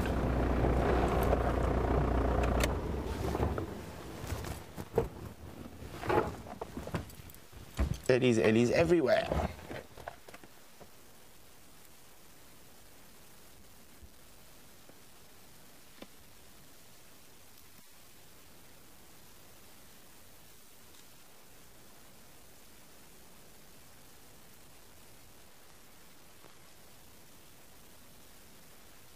These eddies are going to keep moving through. I'm going to move on. I'm going to do one last check for that cheetah, and then I'm hoping by the time I come back to the elephants, they'll be nearly at the waterhole, and we could have some splashing and playing around. Beautiful herd of eddies.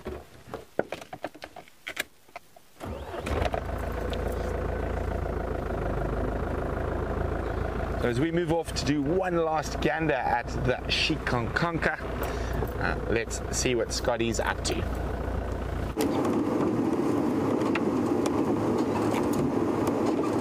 Don't mind me, I'm just warming up for the cheetah that we're about to find. I need to be ready to drive at high speeds because I've got a feeling it's going to be chasing an impala. No updates from us, other than it is good to have you back. Dave and I have just been getting to know one another's histories and catching up in general, which has been most joyful. And we are now, like I said, back in the area where we hope to find this cheetah. Basically, I think this is a good opportunity for me to pull out my map in order to show you exactly what's going on here. So, give me a second just to find my pointer, which is a sophisticated piece of technology that I just broke, but this one will work. Okay.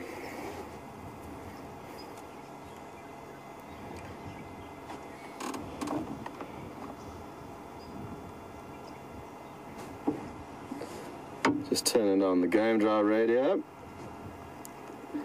Okay. So. Over.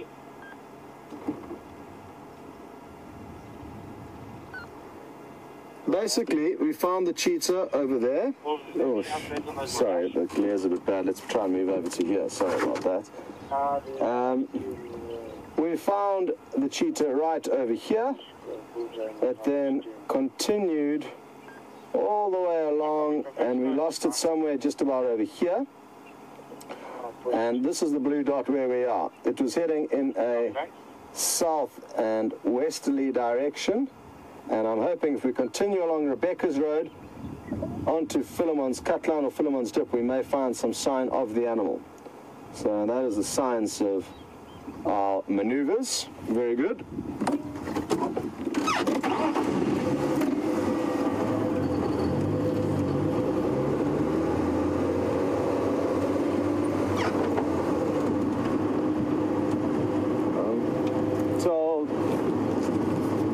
told Brent is also in this area,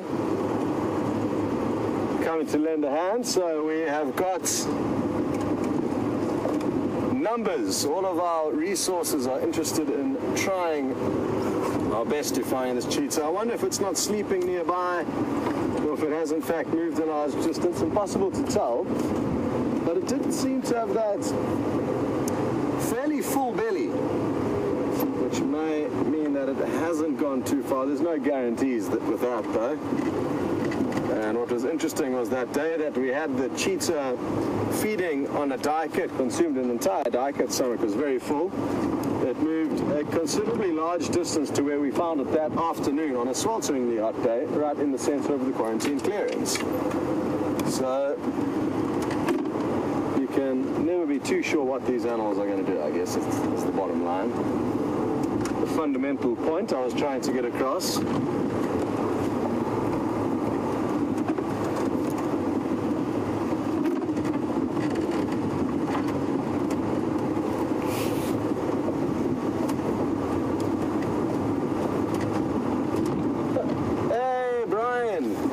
Philly, how are you doing? I hope all is well. And aren't you coming out here soon, Brian? I'm sure I remember you saying you were coming out for another visit. Brian would like to know if king cheetah are ever seen in the wild anymore. And they are from time to time. The last one was quite some time back in the Kruger, I think maybe 20 years ago. So quite a long time since one was recorded in the wild. And just like the recessive gene of white lions, that does occur naturally in the wild. It doesn't occur very commonly. And what you'll find is that in captivity there are, over to Brent quickly.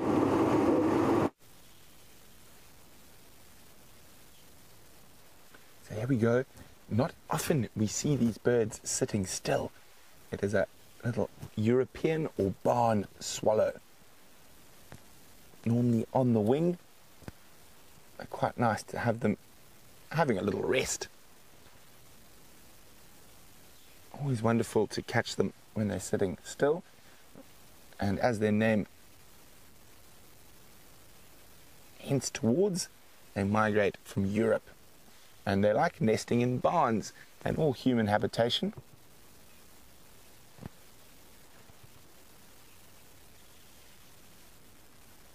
Let's let them sit there. I hear a very upset testicular. So I'm going to go check what that testicular is shouting at. While I do that, let's go see what Scotty's up to.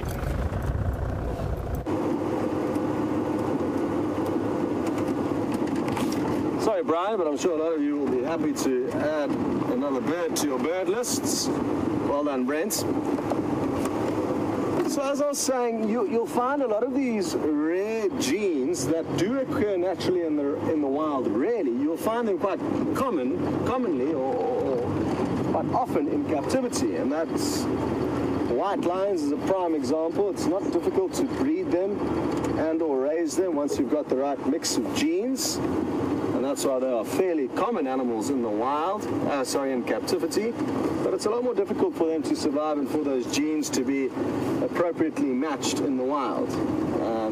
So you'll probably find there's a whole host of king cheetah, not certain, but like I said, you'll probably find there are quite a few king cheetahs in various captive areas where they've been able to be bred accordingly.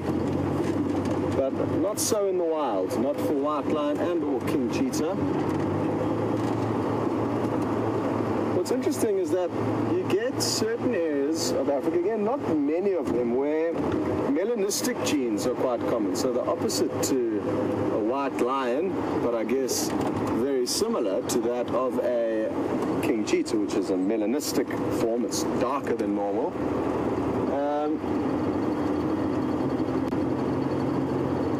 So the areas where minimalism occurs, you can get quite localized and quite common sightings of animals like serval. I know the Aberdare Mountains in Kenya is a great place to see melanistic serval. Whereas there's no other areas that I can think of in Africa where you can go specifically to see leucistic animals with lighter pigmentation. The duiker just came running out from here, so I'm clearing off off in the hope that the cheetah may have caused it to run across the road here, but duiker, as their name suggests, being a diver, is what they do. They dive off into the bushes just about every time you lock targets on them.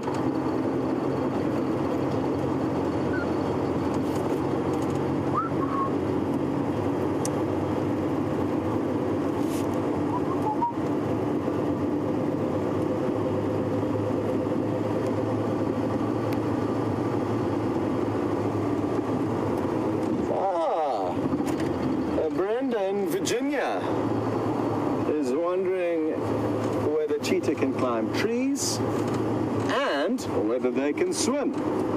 And the answer is yes to both, but not very well to both of those two things. They cannot climb trees. Well, I've just got a feeling that we should head down here. Why, I don't know, but that's what we're going to do.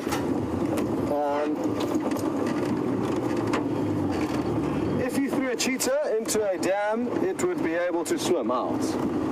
Not that you'd want to do that, but it can swim like most four-legged animals, to be honest. There's not many four-legged animals that can't swim that I know of. Most will be able to just make a plan and get from A to B. And I'm sure a cheetah's no different, although I've never actually seen a cheetah swimming. But I am 99% certain that they can, in fact, swim when need be, but they are unlikely to do it unless they are forced to. Climbing trees, they will do not very well, though. Their body structure is not correct, neither are their claws. But they can climb down fallen down trees or to a small fork in a tree that they can clamber up. Brent, like I showed earlier in their tracks, their claws are always protruding out, so they're blunt, like the claws of a dog or a hyena. They are unlike the claws of a lion or a leopard that can be retracted from their sheaths and be kept razor sharp for the purpose of climbing trees or latching onto prey. Cheetah's got a different foot structure, so it's not common to see them up in a tree, and really the only big cat in Africa that is profound at climbing trees is the leopard. Lion and cheetah are both fairly hopeless climbers. I'm not sure who would win out of the lion and the cheetah, though. For second place,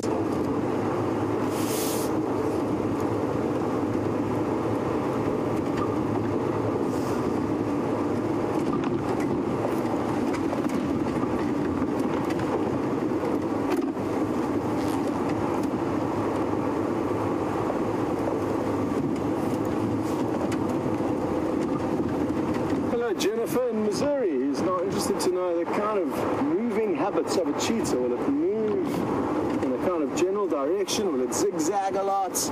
And I guess it's going to be 6 of one on one day and half a dozen of the other on another day. It will really depend on the individual, the terrain, the habitat, and its mood on the day. I mean, I guess you got a little taste of how they move when we were following it. It was weaving a little bit from side to side, but it did have a general direction for the couple of minutes that we were with it. But to put things in perspective, I guess, the story I told earlier of the cheetah that finished the duiker close to the Arethusa airstrip, and then that afternoon was on the central parts of Djuma, a considerable distance away. When that cheetah finished the duiker kill, it headed directly in an easterly direction, which would have taken it about a mile south of Djuma's southern boundary. And yet that afternoon, that very same cheetah was slap bang in the middle of our property. So after heading dead straight east for at least half a mile before it crossed out of Arethusa, where we could no longer follow it, to where we found it, I mean, it changed direction drastically. Maybe it had headed east in order to drink, it knew something was there, and then from there it came to quarantine because it knew it was there. I'm not too sure. And again, I haven't spent huge amounts of time with these animals, so I lack the insights I do have with lion and leopard.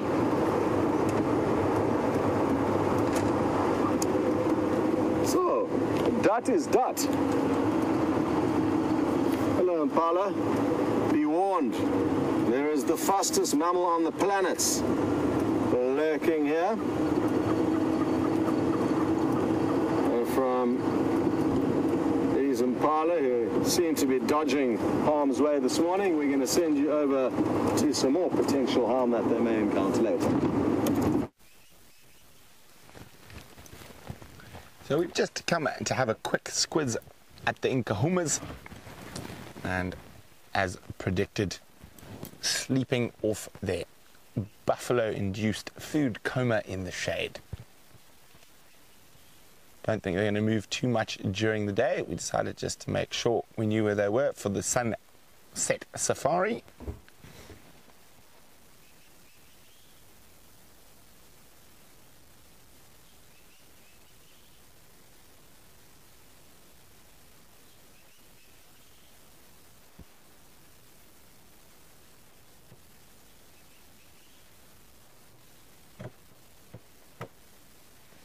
Now, Liz Larp is wondering, is there such a thing as a menalistic lion?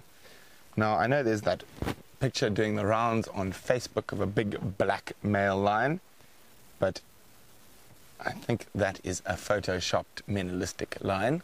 I've never heard of a menalistic lion in the wild. Leucistic in the white lions at the Timbavati, and even albinism in certain cases, but never a black lion. Not sure if it's possible. It might be, but maybe it is very rare. Maybe that menalistic gene is very deeply buried.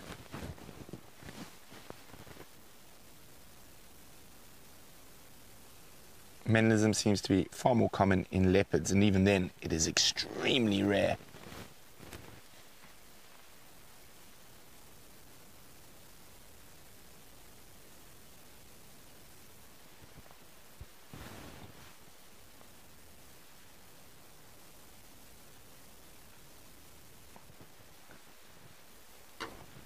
So, on the subject of white lions, TB on YouTube would like to know, have there ever been recorded cases of white lions in the Sabi Sands? Not that I'm aware of. As far as I know, the only regularly recorded cases of white lions are the Timbavati and Kruger. Now, it's not to say it's not possible. Now, those Birmingham boys come from a pride that occasionally produces white lions. So they might be carrying that recessive gene, but in order for that recessive gene to come about and for us to have white lions, it would mean that the females would also have to carry that gene. So it is possible, and Timbavati isn't that far away from us. It'll be interesting to see when the Birminghams start siring the next generation of northern Sabi Sands lions, whether there's a white one or two. I would say probably not, but wouldn't it be amazing if there was?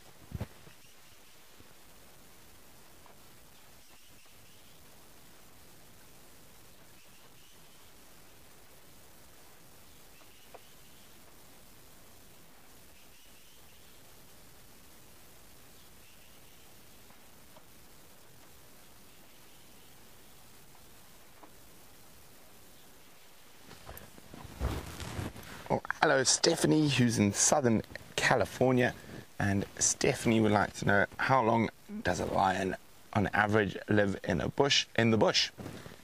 The females generally 14 to 15 years, males 12 to 13. Males have a shorter lifespan because they have to defend and fight for their territory against other males, and generally they live a little bit less than the females. Of course, there are always exceptions to the rule, but on average, that's what we're looking at.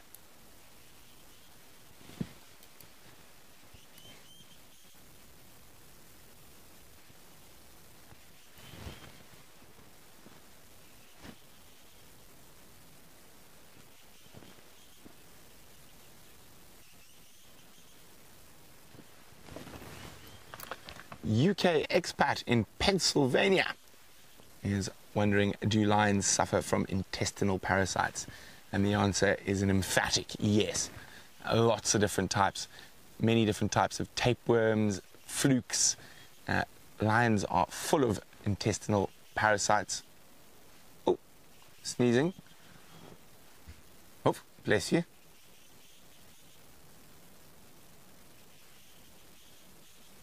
Maybe a little dust up the nose like I had this morning.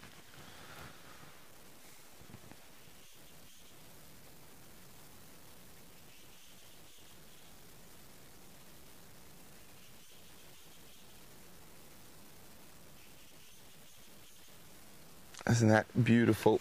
You can see almost every little bit of detail on that lioness.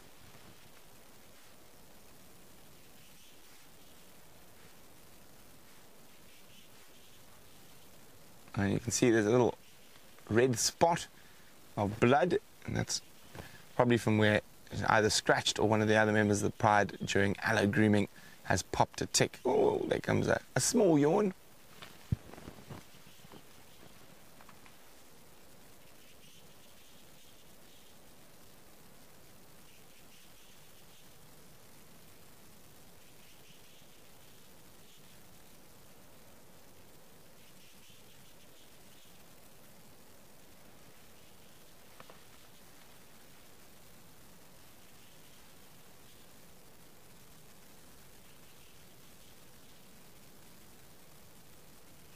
I'm giving you 1 second for them to look.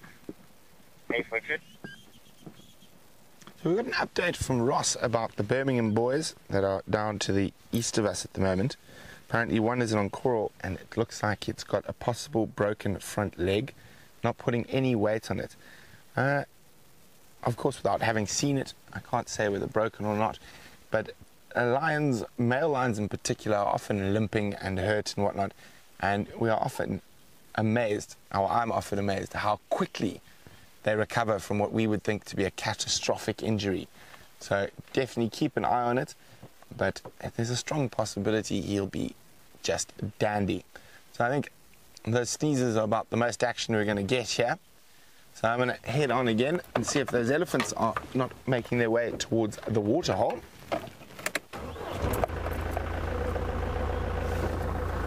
Now, some precarious reversing to get out of the spot. So while we do that, let's jump on board with Scotty.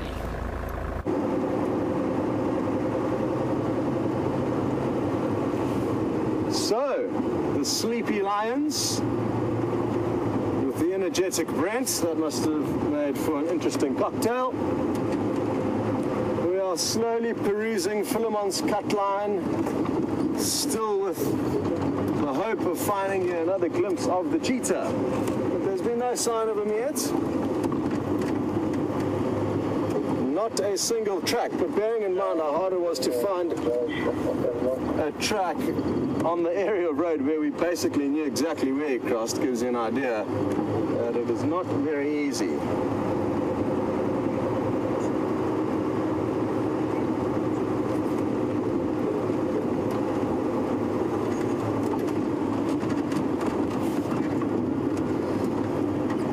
Siberia Zumi, thank you for your advice. I've already used it though, sadly, from Philemon's cutline. When I stopped and reversed and turned around earlier, I went down to Treehouse Dam and then back up Weaver's Nest to Philemon's cutline, and now I'm doing a portion of Philemon's cutline that we didn't do because we turned down to Treehouse Dam.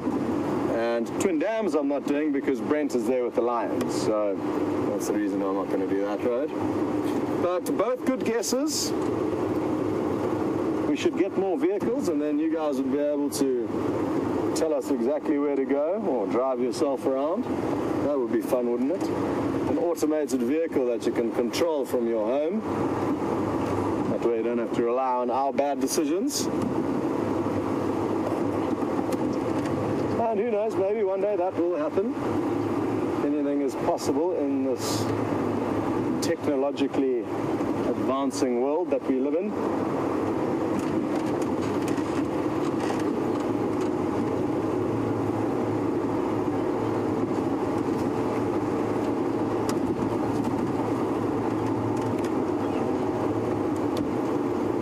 Christopher in Arizona. You would like to know a few of the smaller cats that we get in this neck of the woods. The caracal, serval, African wildcats are three that come to mind. All of which you don't see very commonly here. I think a serval's the only one of those three that we've managed to capture on film. Other than that, no small cats. So 3 big cats, 3 small cats that I can think of. There are many different types of strange little cats and different variations. You get golden cats and all kinds of small, really small cats that occur in various parts of Africa. Let's stop in the shade here and have a look at some of these creatures. What else is around? I guess we should just page through the cat section, eh? That would be the logical place to start. So, cheetah. Sorry, let me just try and get the glare a bit better. That seems to work. Check. This morning, leopard. Check. Lion. Check. The 3 big cats. African wildcat. This is the first of the smaller ones. It basically looks like a domestic cat with a bit of bush felt patternings. They're also sometimes called, I think, black-footed cats. They've often got a very black foot. There we go. Cute. The backs of the ears of the African wildcats are rich red-brown in color, they say. Very good. Then we get the swamp cats. Good grief. In northern Egypt. That's why we don't know too much about it. That's that critter over there. And this is the small spotted cat at the bottom. It's very cute. And it's tiny. It only weighs about 1 to 2 kgs. It's only about 25 centimeters tall. And there's 2 subspecies, and that's these 2 pictures there. Small spotted cat. You actually get those in South Africa. Also known as the Untitled tiger. Very good. I wonder where exactly you find them in South Africa, because I haven't heard of any of them being seen by any of my colleagues in the industry. So there's another one. What next? The sand cat. This is also up in Egypt, and that area. And then the serval at the bottom, that we get here. Very good. This is one of my favorites. Well, not the golden cats, but that is still a very nice cat. They occur in the central parts of Africa, and apparently they have been seen 1 or 2 in Kenya, but not too sure. So sorry, that was the one at the top, apologies, which lacks the ear tufts, but looks quite similar to the caracal or the lynx, which we get here quite widely spread through Africa. It's an epic cat, this. Short tail, which is also characteristic, or characteristic, depending on your mood. I like the word characteristic. I don't know why. It's from a movie somewhere. And then we are on to the dassies, or hyraxes. So these aren't cats, but we can chat about them while we're paging through the mammal book. These are crazy little creatures, interestingly quite similar to elephants, and quite closely related to elephants. One of the major attributes that likens them to elephants is that the males have got internal testicles. Very good. Again, we don't find those here. They're usually like rocky outcrops and or trees. I'm going to leave that last one out for next time. Woo! It's cooking out here. Thanks for asking that question. I enjoyed paging through the various cats that we don't get to see very much of.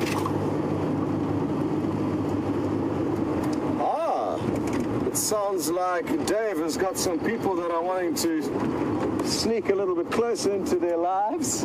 And do you have a Twitter handle? Not yet. Not yet. Well, Dave's got some homework. He's going to have to start a Twitter handle. Instagram? Yes. Okay. What is it? David East. Is it a private or a public? It's public. Okay. So he's got a David East Instagram. There we go. That should keep your appetite satiated for a while. We can do some investigating into David's dodgy history. He's been in prison 3 times as part of a development plan. We're trying to straighten him out here in the wilderness. I'm only kidding. David was not in prison, David was not in prison, David was not in prison. 3 times, I'm clear. It was a joke. So there we go, and I'm sure you'll get a Twitter handle up and running at some stage.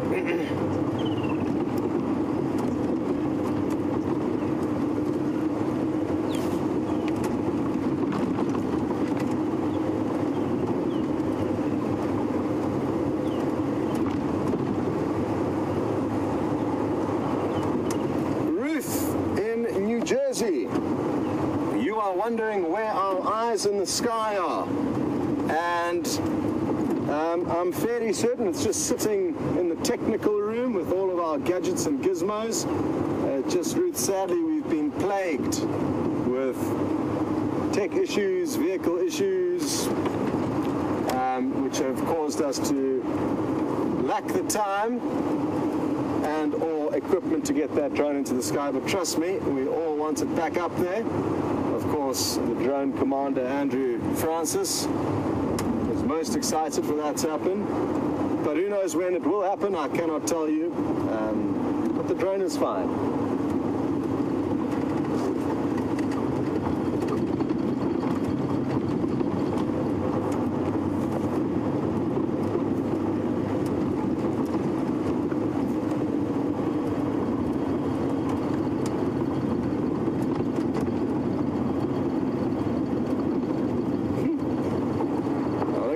Down a bit of a slippery slope here. Julia's now interested to know where Wendy, the vehicle is gone, and it's still at a health spa in a nearby town, getting pampered daily by several therapists, and it just can't seem to get enough of that treatment, so it doesn't want to come back for now.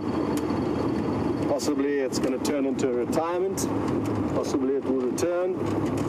I do not know the answer to that question.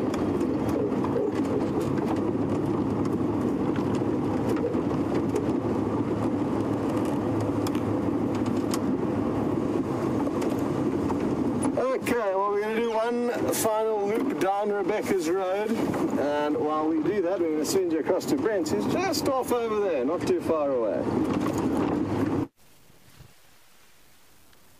So all the eddies, well, not all of them, but a fair portion of them are out on quarantine clearings. The same herd we were with, or a portion of the same herd, and they're busy slowly walking towards us, and this is going to be absolutely beautiful. Oh, this is just going to be so amazing. They come and going to literally envelop us. Let's see how many we can count. 1, 2, 7, 8, 9, 10. 13, 14, 15, 16, 17, 18, 19, 20, 21, 22, 23, 24, 27, 28, 29 that I can see.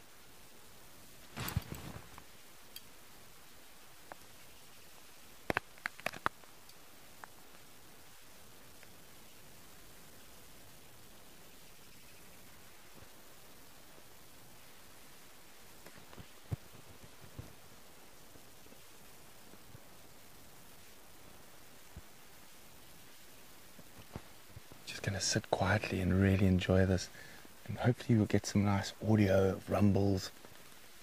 Here we go. Yeah, someone's getting a little bit curious. Here comes the elephant Andrew likes to call Fang.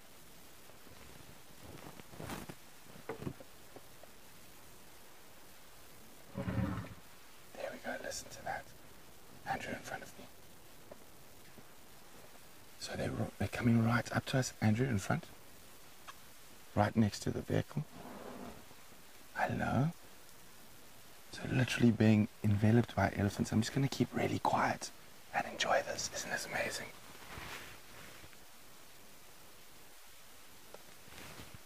Hello, Ellies. They are just such peaceful creatures if you give them the correct amount of respect and space.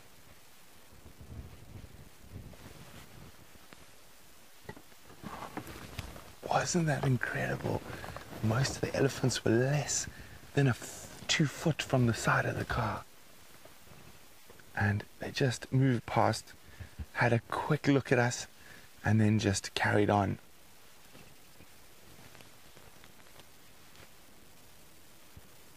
Wow. Wow. Absolutely wow. That was just wow. Definitely the highlight of my drive.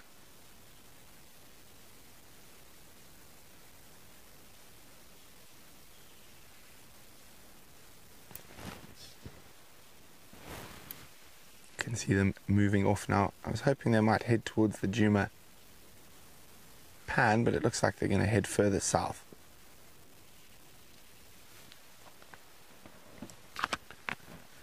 Well, I'm going to see if we can maybe do that again. That's just so special. Let's wait for Andrew to pop the camera back on the tripod.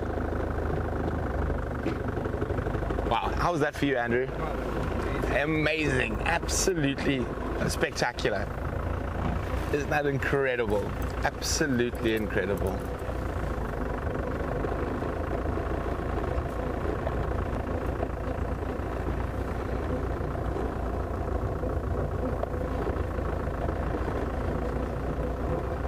Apparently you guys got some amazing screenshots. Well done. If you're new and you're not sure, grab a screenshot, share it on our SafariLIVE Facebook page, or just add the hashtag SafariLIVE and pop it on Twitter.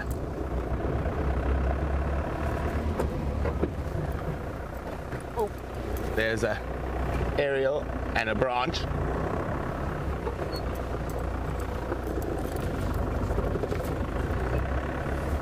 Ex-Ranger says it must be incredibly difficult not to say hello Ellies when they do that. It is. They are absolutely incredible animals. Now, the trick about getting into sightings like that is not to drive yourself there. The trick is to stop and let them come to you. I'm going to try do it one more time.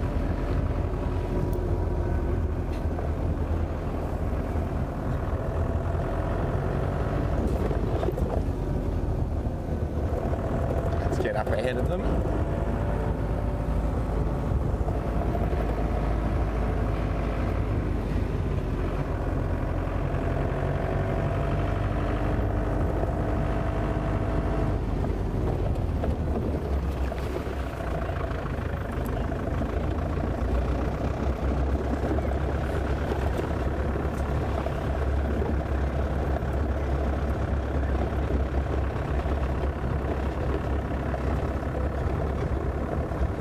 So a lot of comments, wow, incredible, amazing. I feel the exact same as you guys. That was awesome.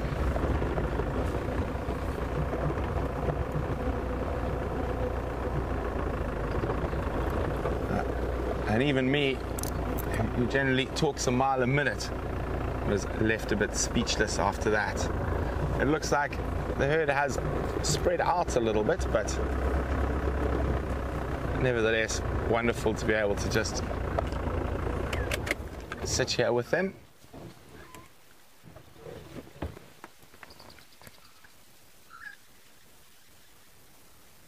We can hear a squirrel alarming. I'm sure Scott will be ecstatic to know that his bird house has now become a squirrel house. I saw a squirrel come out of Scotty's little house on quarantine that he built. So it looks like what's happening here is the little family groups that make up these big herds are actually splitting off to feed in separate little family groups.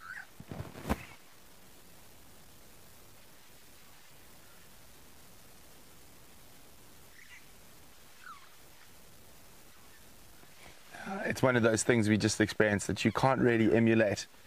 So we might get a few ellies close to us again, but I don't think quite the same as we experienced a few moments ago.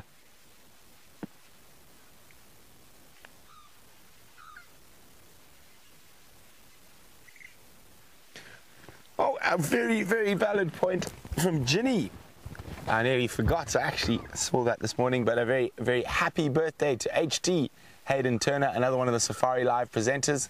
So happy birthday, HT. Have a great day. with the family in good old London town.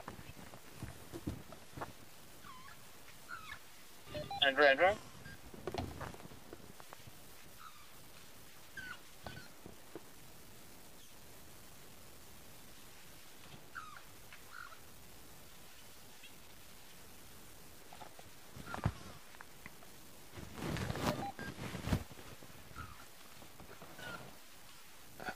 Debbie's saying, Brent and Andrew, your hearts must have been racing being so close to those elephants.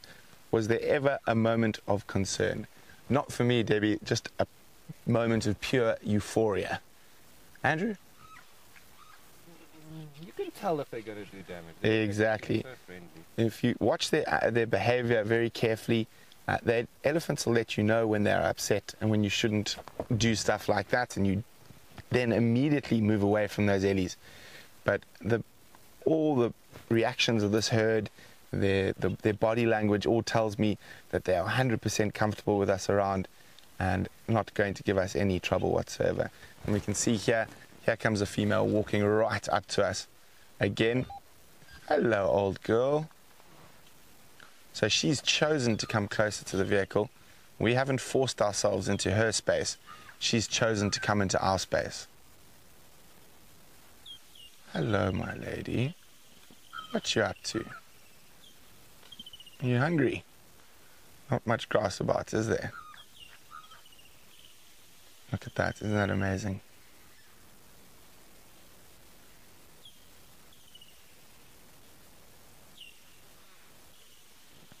She's Andrew's bravery is getting a little bit less as I saw him lift that camera quite sharply as she came a little bit closer. Don't worry, Andrew, I don't think she's going to do anything to you. So she's now probably about 3 feet from Andrew and coming closer. Andrew, she might put her trunk towards you, but if she does, just keep very, very still.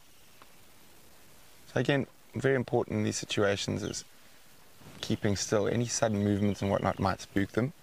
But as you can see, no problem. Here comes the next little one. Andrew is now going low again. A little bit more comfortable with the baby.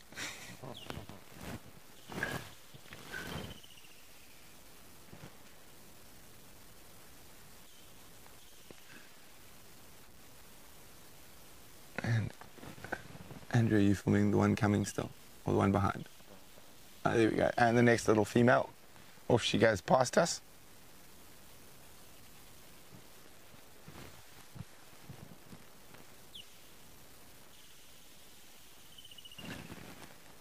There's still some more coming from the distance. Oh, look at that one scratching her nose. Oh, it's actually looking for marula fruit. There's no marulas this year, I'm afraid. Poor Ellie's. Very few in this area due to the lack of rain.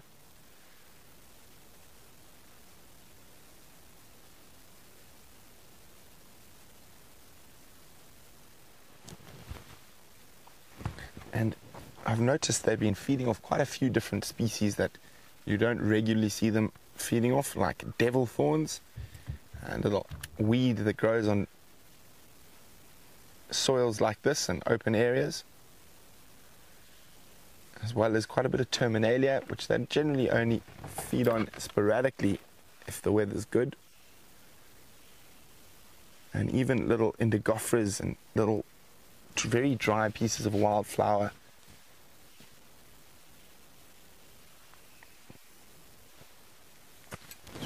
Now, this could be fun, a little male approaching us head on.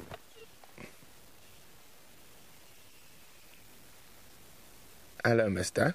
Are you coming to be big and dangerous and scary? Oh, no, he stopped. It looks like he's seen a little Hemania. Pink bell, little flower. Now I know why I can't find any flowers for you guys. The elephants keep eating them all.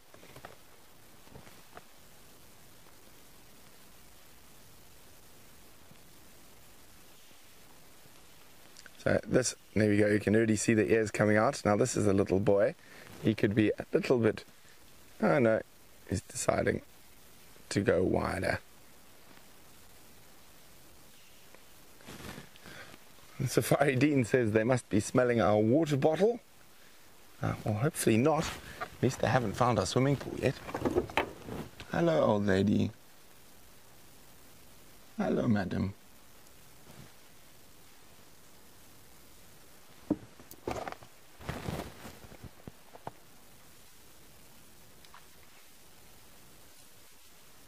You can see almost checking every possible available food source as they move through this open area. Here comes another one.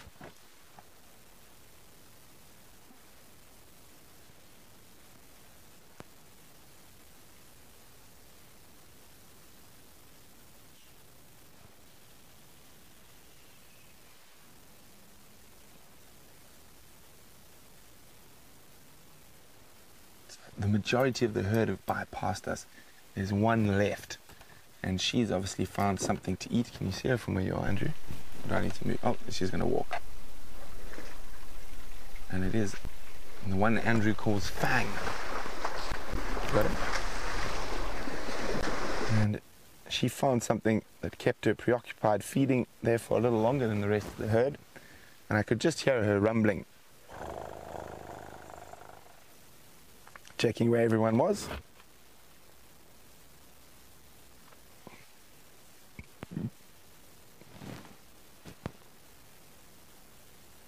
You see that very distinct inverted tusk on that female. Oh, I think I nearly forgot about the notch question. So there's a little notch on her inverted tusk, and what that's called is a grass notch. And elephants use it to break grass, so using between her trunk and her tusk to use it. And you see she's been using that for a very long time, and that indentation is quite deep. Oh, she's found something at the terminalia. Sniffing the leaves. No.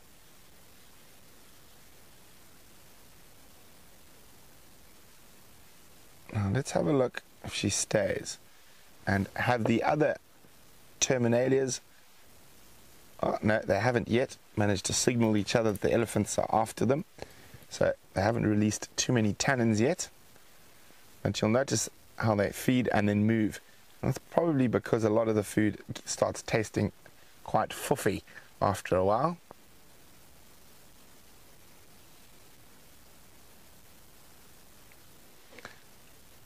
Well, a big thanks to Lynn, who says, Brent, you have the most amazing office job. I agree.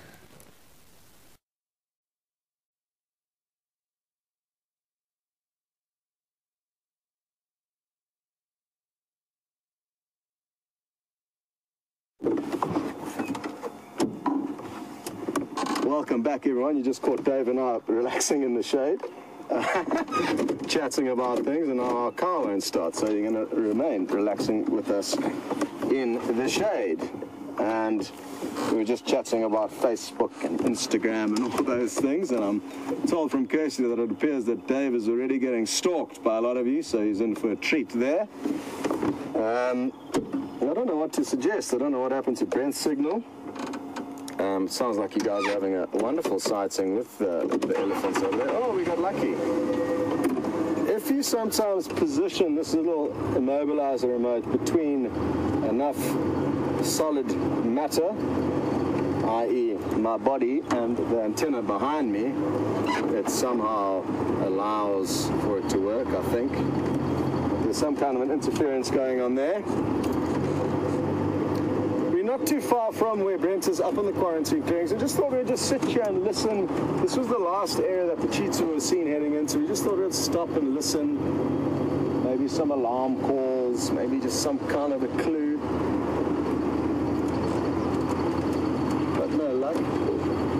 Oh, well, not a train smash. It's just that Brent's battery died on his camera. So all is well, nothing to worry about there.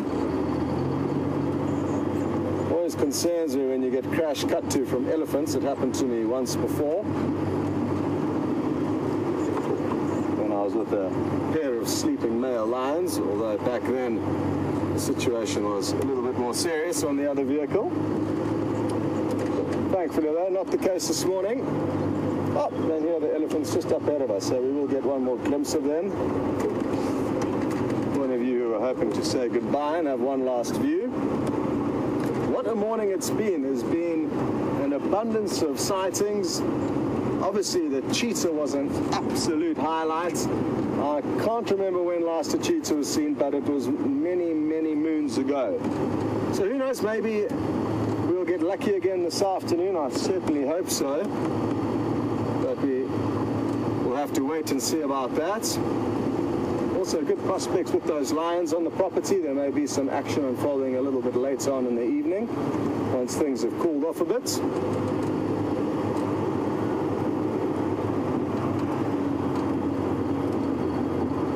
Beautiful.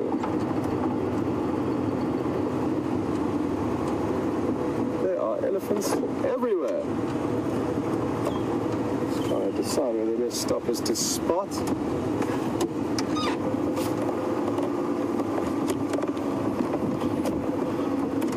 Well, Safari Dean, I'm very happy to hear that you are at complete peace and in a very relaxed and tranquil mood after spending time with these gentle giants. They are absolutely wonderfully calming animals, and I feel the same way, especially in a scene like this. And we're just going along, going about their business, and what's best about it all is that it's as if we are not even here.